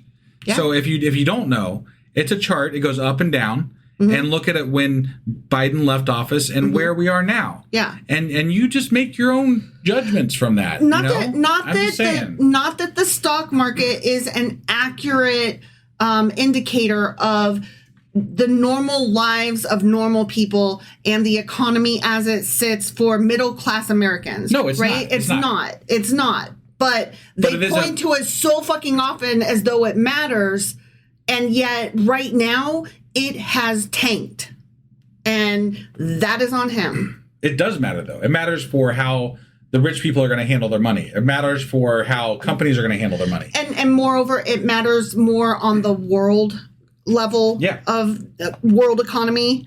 But for like middle class Americans, like I don't fucking watch that shit. I don't follow the stock market. It's not important to me on a personal level. Yeah. So he talked about also we're gonna drill, baby, drill. We're gonna tear up the entire country to get all the fucking minerals and oil out of it and whatever. That's not new news. He was gonna do that last time too, which is terrible for our environment, terrible for all the things. Of course, he had to mention Elon. We got into the Doge thing, and Elon got a little bit too long of an applause, I think, at the speech. Trump literally stopped and stood there and applauded him for a good, I'd say 30, 40 seconds. It was an unnaturally long clapping period from the president. Well, it was probably, a paid ad. Yeah, right, yeah. Elon is like, you need to show me for at least 30 fucking seconds or I will take money from you or what the fuck ever. And then he went down this absurd list of things that were going, that are things that they've caught, right? That they have fixed, that they are finding waste in. And it was like 40 million for sedentary migrants, 8 million to support LGBTQIA in African nation.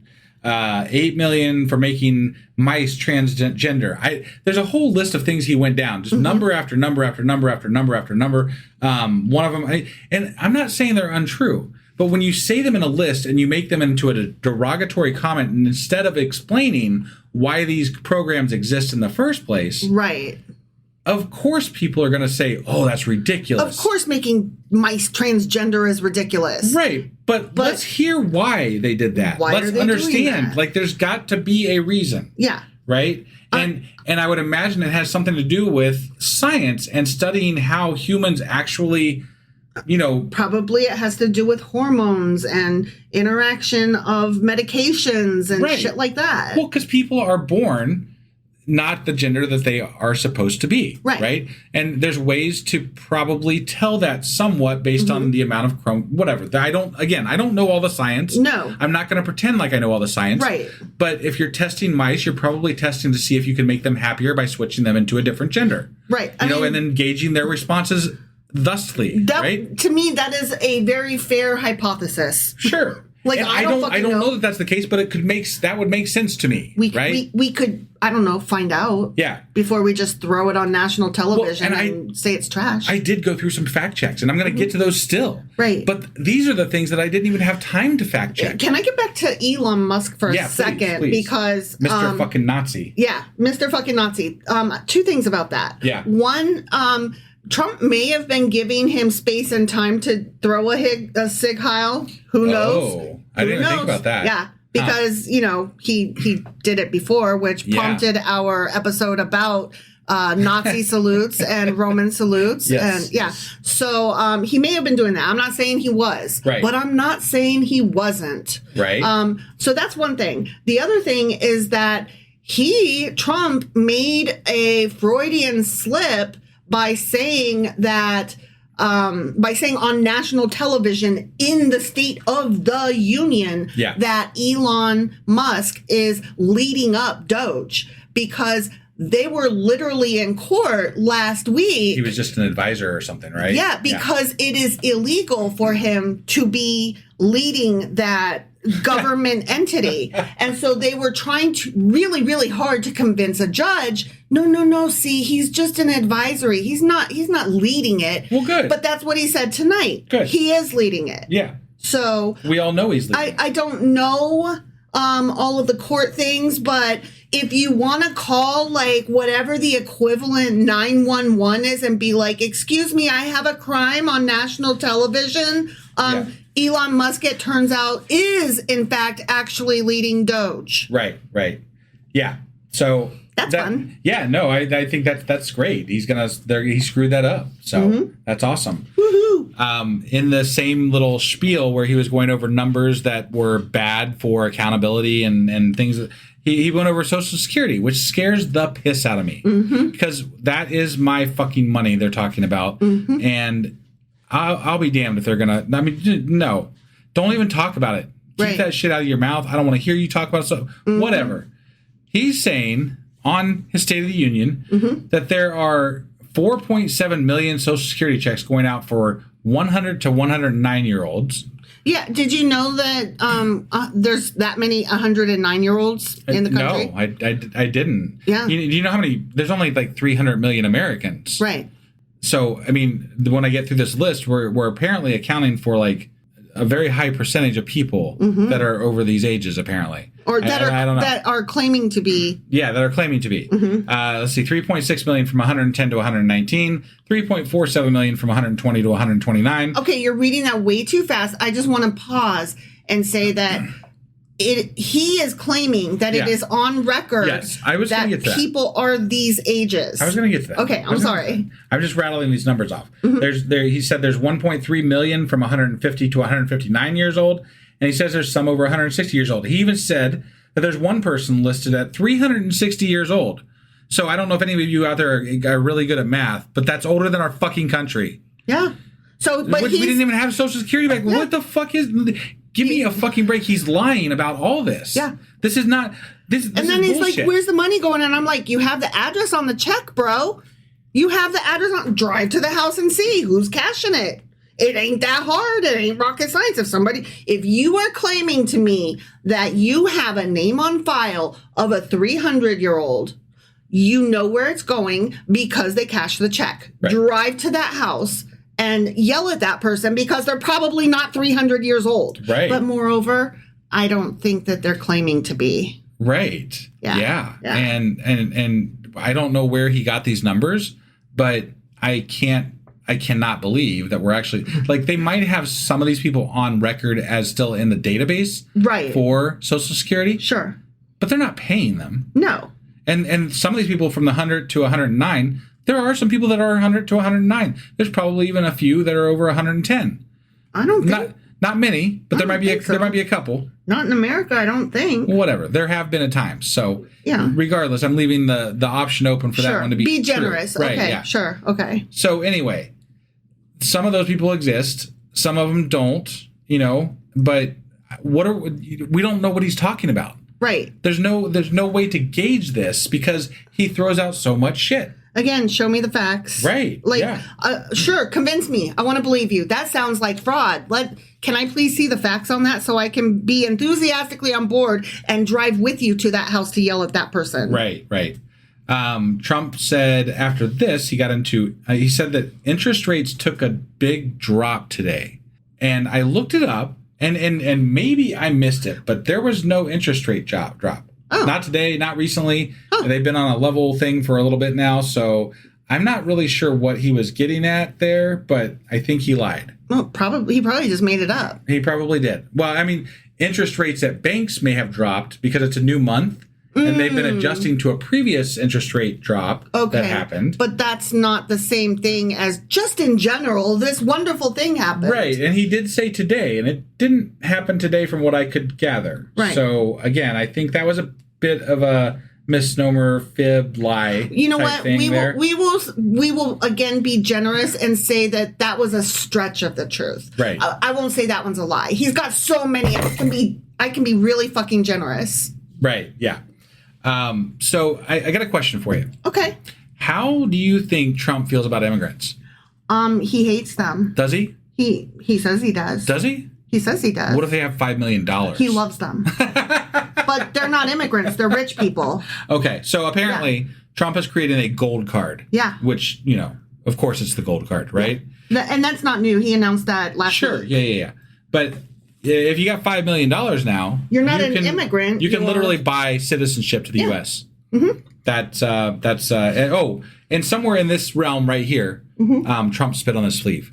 Yeah. And that starts the spit take. Okay. So tell me about it was somewhere in this range of time where Trump there's a bit of a loogie on his arm. Is it a loogie or is it a Coke ball? I have no fucking clue what it was. It looked like it was there, rock and it came out. It came from him, and it landed on the sleeve, and it was just sitting there. Yeah, and one of our listeners said that it's almost worse than the fly incident, which was, I don't know if you recall, during the what is that shit called when they're the vice presidential debate? That thing. Yeah. When the fly landed in Pence's hair and then it just stayed there through the whole goddamn debate. I don't know. That was pretty bad because Pence has some real fucking white hair. Yeah. And it just stood. I mean, it was just there. You know what? It was tragic, and if I didn't hate him so much, I would have cringed on his behalf because I'm an empathetic person. Right. And I did hate that moment. So that was the gist of what I was going to cover from early on in the podcast. But I did cover some of the things I was going to go over in the fact checking already. Okay. But I'm going to go down the rest of the list of fact check stuff here. Okay. And I'll just kind of glaze through this because these are the things that I was able to kind of glean quickly and figure out that they were wrong or right or whatever. Can I ask a question? Yeah, please. Before you go down your list. Yeah. Are you going to mention anything about Panama? Yes. Okay. Are you going to mention anything about Greenland? I think so. Okay, go. Okay. Let's see. He won the popular vote. We already covered that one as 1.5%. So that was kind of he did win the popular vote, but not by a fucking landslide. Which makes it not a mandate. Right, yeah. He said that border crossings are at the lowest in history. There's no real data that supports that. There is some theories, we don't have the data on it yet, that because he took office and because of the actions that he's taken on the border, that we have dropped in immigration, or that we've dropped in border crossings, because he's literally declared a national emergency, sent the fucking National Guard down to the southern border, and yeah, of course they're not fucking crossing the border now. Right. I mean, that shit's, he's putting an end to it in a way that is not okay. Right. More than that, though, he also claimed that that hundreds of thousands crossed under Biden, and most of them were criminals, which is completely untrue. There are a ton of studies out there that show that the immigrant populations in the U.S. are actually less criminals than there's less criminal activity. They're less likely to engage in criminal activity. Yeah, than your average American. Like they don't want to get busted because they don't want to go back to their country. Yeah. They came here for a reason. Right. They are generally, and I know this from working with some of them, they're generally very hardworking people who want to just find a place in our society. And they're willing, I mean, people always say that they don't pay taxes, but here's the thing, if they're getting the paycheck, they're paying Social Security taxes. They're not going to receive Social Security, but they're paying Social Security taxes. Mm-hmm. And they're also buying shit, so they're paying sales taxes. Exactly. Mm-hmm. They're contributing to society. Mm-hmm. They help. And they're doing jobs that generally they can't find people to do these jobs because it's such shit low work. Pay. Right. Yeah. So, I mean, this is not a good thing. No. You know, this is not a good thing. He's taking away he's taking away workers that we need and that are essential workers in the U.S. And this is not going to work out well. So, because you ain't going to see those rich white people and their kids out doing all that menial fucking work. Right. At one point in the speech, he says, we're reclaiming the Panama Canal. No, he said, we are invading. Well, that Panama was part Canal. Yeah. No, he said, yeah. And so... I'm sorry. I turned to you and I was like, I'm sorry, did we just declare war on Panama? I mean, that's kind of what it sounded like, right? But we actually, the U.S. legally transferred control to Panama in 1999. And quote unquote, reclaiming it would be an international disaster. Like, this is not something you can just do. And you're not going to just get away with this. Right. You know, like, there's way more to it than just reclaiming the Panama Canal. Yeah, you can't just say, no, that's ours now.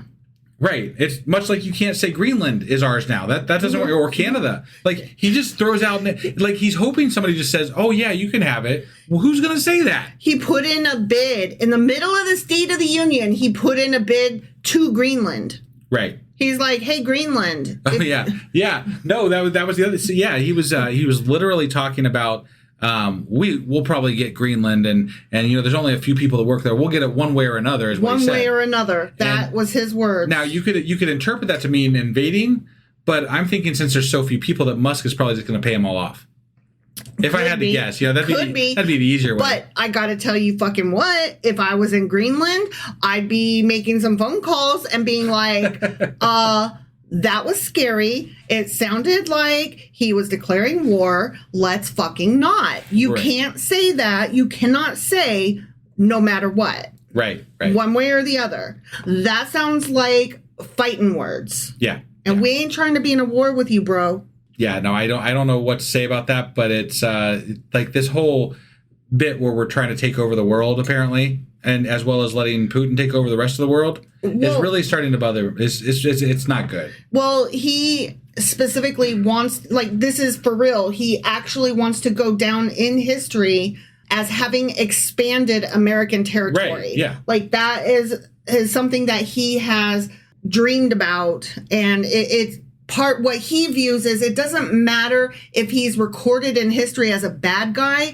He will go down as the first president in ages to have expanded American territory, and thus that will secure whatever legacy he thinks he's going to have. Let's just not let him do any of that. Right? Yeah.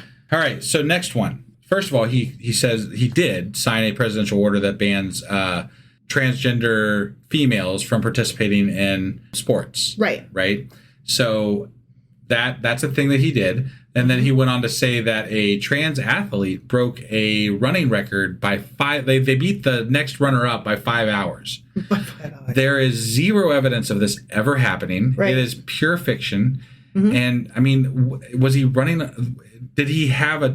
Was he watching somebody run a fucking long distance run against a Roomba with a low battery or what? I don't fucking know what was going on here. But like, that's ridiculous. That's just pure lies. Right. Okay. Next thing that I've got on the list is that the military had its best recruiting month in 15 years. And then I think he tacked on and maybe ever, because he always says something. Because he always has. Some people say. Yeah. So the military has been struggling with recruitment goals for years, and there are no updates that indicate otherwise anywhere. Unless he has information that's not available anywhere, right? Then he is lying about that as well. Sure. Which I guess he's president, so there's a small chance. But I'm betting he's just throwing shit out there to sound better. Yeah, I was going to say, so prove it or don't say it. Yeah, no. I would that would be one that if I was a good journalist, I'd be following up with, I'd like to see the proof of that, sir. Yeah, because that sounds horrible. Right. And I I cannot abide this, and I need to get to the bottom of this. Well, the way that we convinced the military that it was a good thing that we can allow gay and lesbian and transgender to be in the military was that it's going to help them reach better recruitment goals because you're all inclusive, right? Yeah, we couldn't convince them by saying, let's just treat people respectfully and just, not be dicks. We couldn't convince them on humanity. We had to convince them on numbers. Yeah. And it, a lot of that has been going really well. It's worked out well. Yeah. And that's not to say that, the military is the military. So Yes. there's still going to be problems with some of this as far as how it works out on the field. Is it composed of people? Right. But overall, it's not a bad thing for the military. Sure. And it's more inclusive, which means it's more real it's more representative of the people in this country. Yeah. Like if the people in this country, all of them are allowed to join the military, then the military then represents the people of our country. Right. Which makes fucking sense to me. Which is what you want, because an all volunteer army is one that loves its country. Yeah. Hypothetically. Oh, I forgot. I did this a little differently than I had planned, but suffice it to say, the spit that was on his sleeve stayed there for about a half hour to 45 minutes. It was I would say about a half hour. I would say at least a half hour. At least a half hour. Yeah. The majority of... Yeah, and it was a thing. Like, as we were watching it, we're like, he's still got the spit on his sleeve. It's still there. And I was going to make it a running bit, but I forgot. Oh, because there's just so much to cut. This guy is so fucking aggravating. Right. But I will say that you were asking me to find information on, has anybody identified what the spit was? Or what was he specifically saying when the spit came out of his mouth? Well, he was talking about the millions right. And you found that. Yeah. But while I was researching it, every single article from legit organizations tracking it during live. They did not mention that he spit, but they used the word spit multiple times. Like, he is spitting out facts and he is just spitting out numbers, and he is every single article used the word spit in some fashion without saying he spit on his fucking sleeve. He spit on his fucking sleeve. Yeah. Yeah. And it was hilarious. Yeah. It was like, the fly on Pence's head 2.0, Yeah. And it wasn't as dramatic as that, but I mean, it was there. Yeah. It just kept being there. So that was pretty funny. That's embarrassing. I enjoyed it. That's embarrassing. I don't give a fuck. Oh, no, I don't either. He's grody. It was probably one of his fucking, long pieces. Yeah. So I am going to give him credit for getting one thing correct. Oh, generosity. Yeah. One thing. One thing, yes. So I did verify that Trump's claim that Mexico extradited 29 cartel members to the U.S. is actually true. Now, things like this don't happen in a vacuum. Right. This didn't happen all in his presidency. This has been something that has been in the works for a while. Yeah. You don't just extradite people overnight. That's not how that works. Right. So he's taking credit for something that was already kind of in the works. And he probably pushed it to move it forward. But it's not that it was still going to happen. Right. It was still something that was probably going to happen regardless of Trump or not. Right. So it's just his whole push is about immigration and, transgender. That's his whole presidency. Woke. Right. Get rid of the woke, right? Yeah. And so you got to kill woke. He looks for opportunities to promote things like this. And beyond that, he was talking about how he got rid of DEI and anti-LGBTQ policies. He was talking about, he gave Pete Hegseth, who's in charge of our military, who's a fucking awful person. And if you didn't listen to the Patreon episode and you're a patron, go listen to it. I am going to make that episode public soon, but we also do have a blog post on our website about Pete Hegseth. Yeah. And I highly recommend you check it out. Yeah, you need to read up on this guy because he wants to turn the military into an army for fighting homeland. Yeah. The leftists specifically. And the church that he belongs to believes that LGBTQIA people should be dead. Right. So that's scary. Yeah. So we went on from there to talk about tariffs. That was another thing that he touched on quite a bit. He announced that he's going to be doing reciprocal tariffs, and he also announced that he's going to be doing 25% tariffs on steel, aluminum, and copper.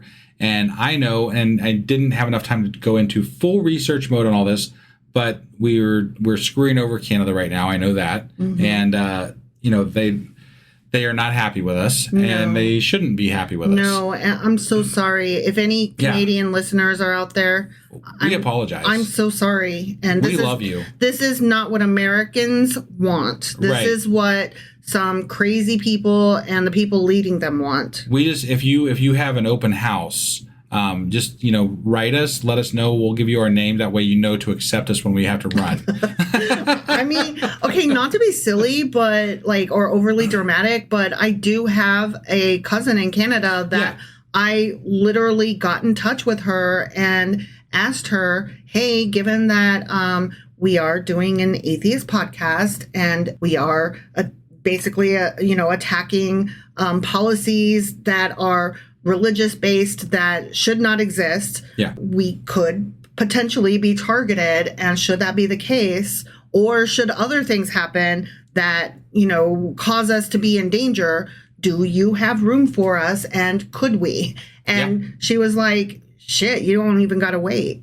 So, right. I mean, not to be ridiculous. Sure. But the fact that I even thought, I'm just gonna make sure that I know where and that we're welcome. Yeah, no, definitely. So going back to the tariffs real quick here, according to CBS News, prices on cars, because of not even because of the fact that they are making them in the U.S. or not, but just the material goods is going to cause an average price cost hike in cars by $6,250 per car.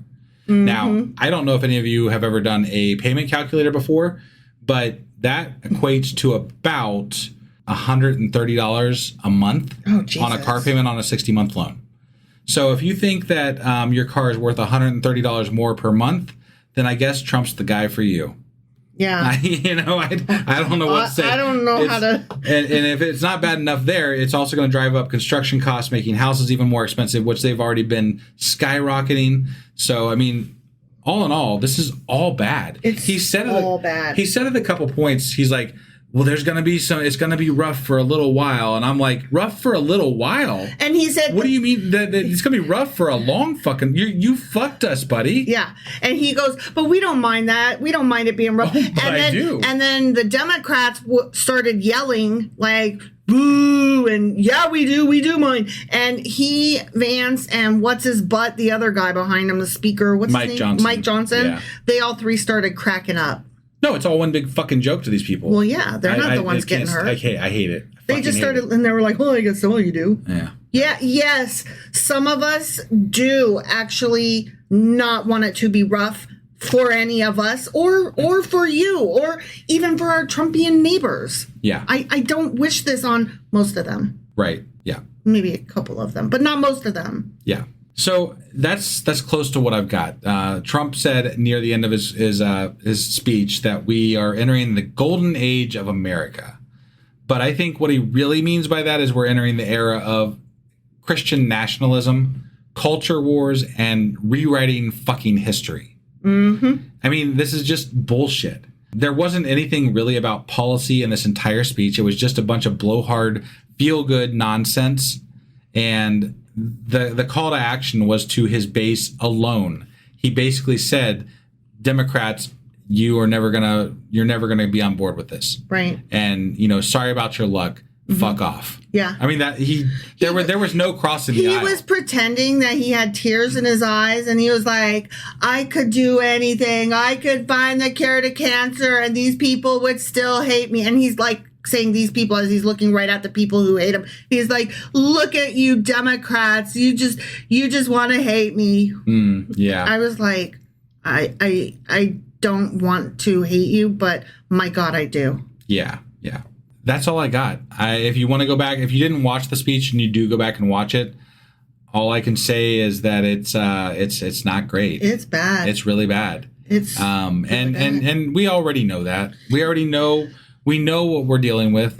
He's too much to he's a blustery fool, and he's harmful because he's stupid, because he's smart, because he's evil, greedy. Because who fucking knows? It doesn't really fucking matter.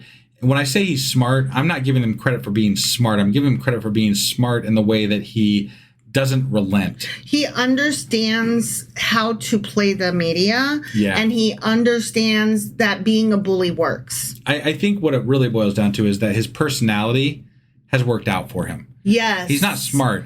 It's just that he's an egotistical maniac. He's an egomaniac who has to be in the spotlight all the time, and that mentality has made him who he is now. There's a book called Quiet, and it's about introverts versus extroverts by Susan Cain.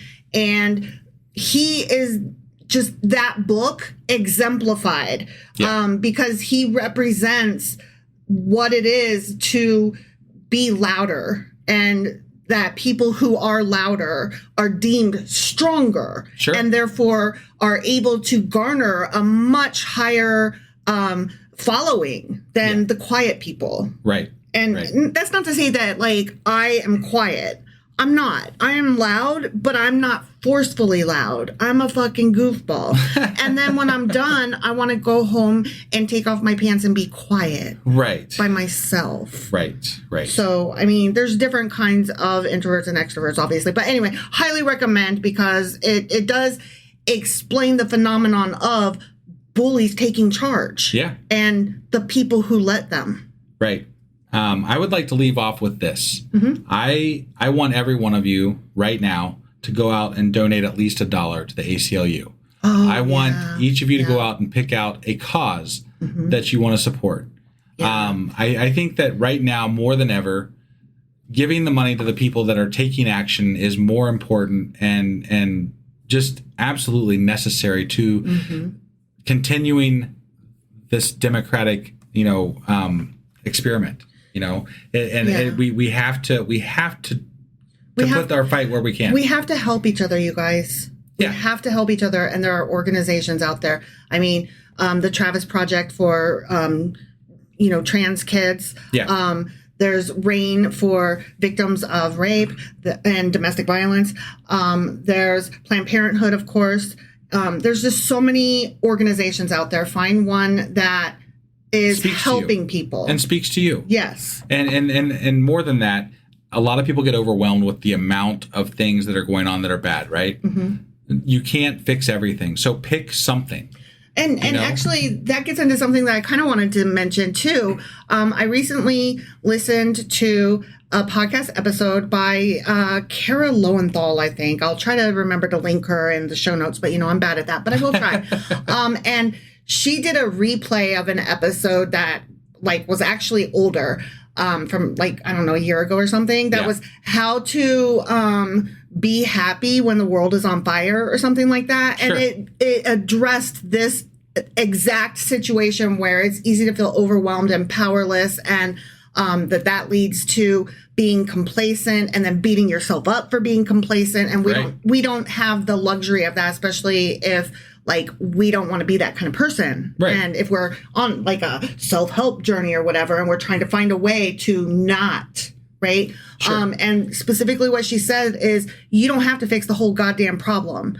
You just have to put your shoes on in the morning and, do the next one thing, and let the next one thing be something that's in your power to control. And if it's helping other people, so much the better. Yeah. So, go give somebody a fucking $1, and don't get overwhelmed that it's not enough, because it is. It is. And I can say that as somebody who has been given $1 via Patreon. And please, this is not a beg for me. Go give it to somebody out there who is helping people. Yeah. The dollar will help. Absolutely. It will stretch, and it will help. Yeah. Do it. The more people that do it, the more help that they get, and the more we can make a change. Yep. So, yep. Thank you guys for being with us tonight on Discord. I wish everyone a safe rest of Trump's reign. Yeah. Because, Jesus, this is fucked up. It is. I was just trying to pump myself up, so I'm going to try to go out on that positive high note. Help. Yeah, do that one thing, all the things. Just remember, we're all in this boat together. We are. And you're not alone. And if you do feel alone, come to our Discord. Yeah. There are people here that are very much going to be like you. And they can commiserate, or if you're needing a little bit more, we'll cheer you up. Yeah. Like, we're in for it. Absolutely. Come. Definitely. Be with us. Come be miserable with us. Whee! Thank you, guys. We will be back tomorrow with... Zephaniah Chapter 1. Well, no, I got the weekly replay to get out first. Okay, and then we'll be back with Zephaniah. Okay, well, poor Zephaniah. Yeah. Zippity-doo-dah. He's got to wait one more day. He's going to be zippity-doo-dah. That's what I've decided I'm calling him. All right. Thanks, guys. Bye. Love y'all. Bye.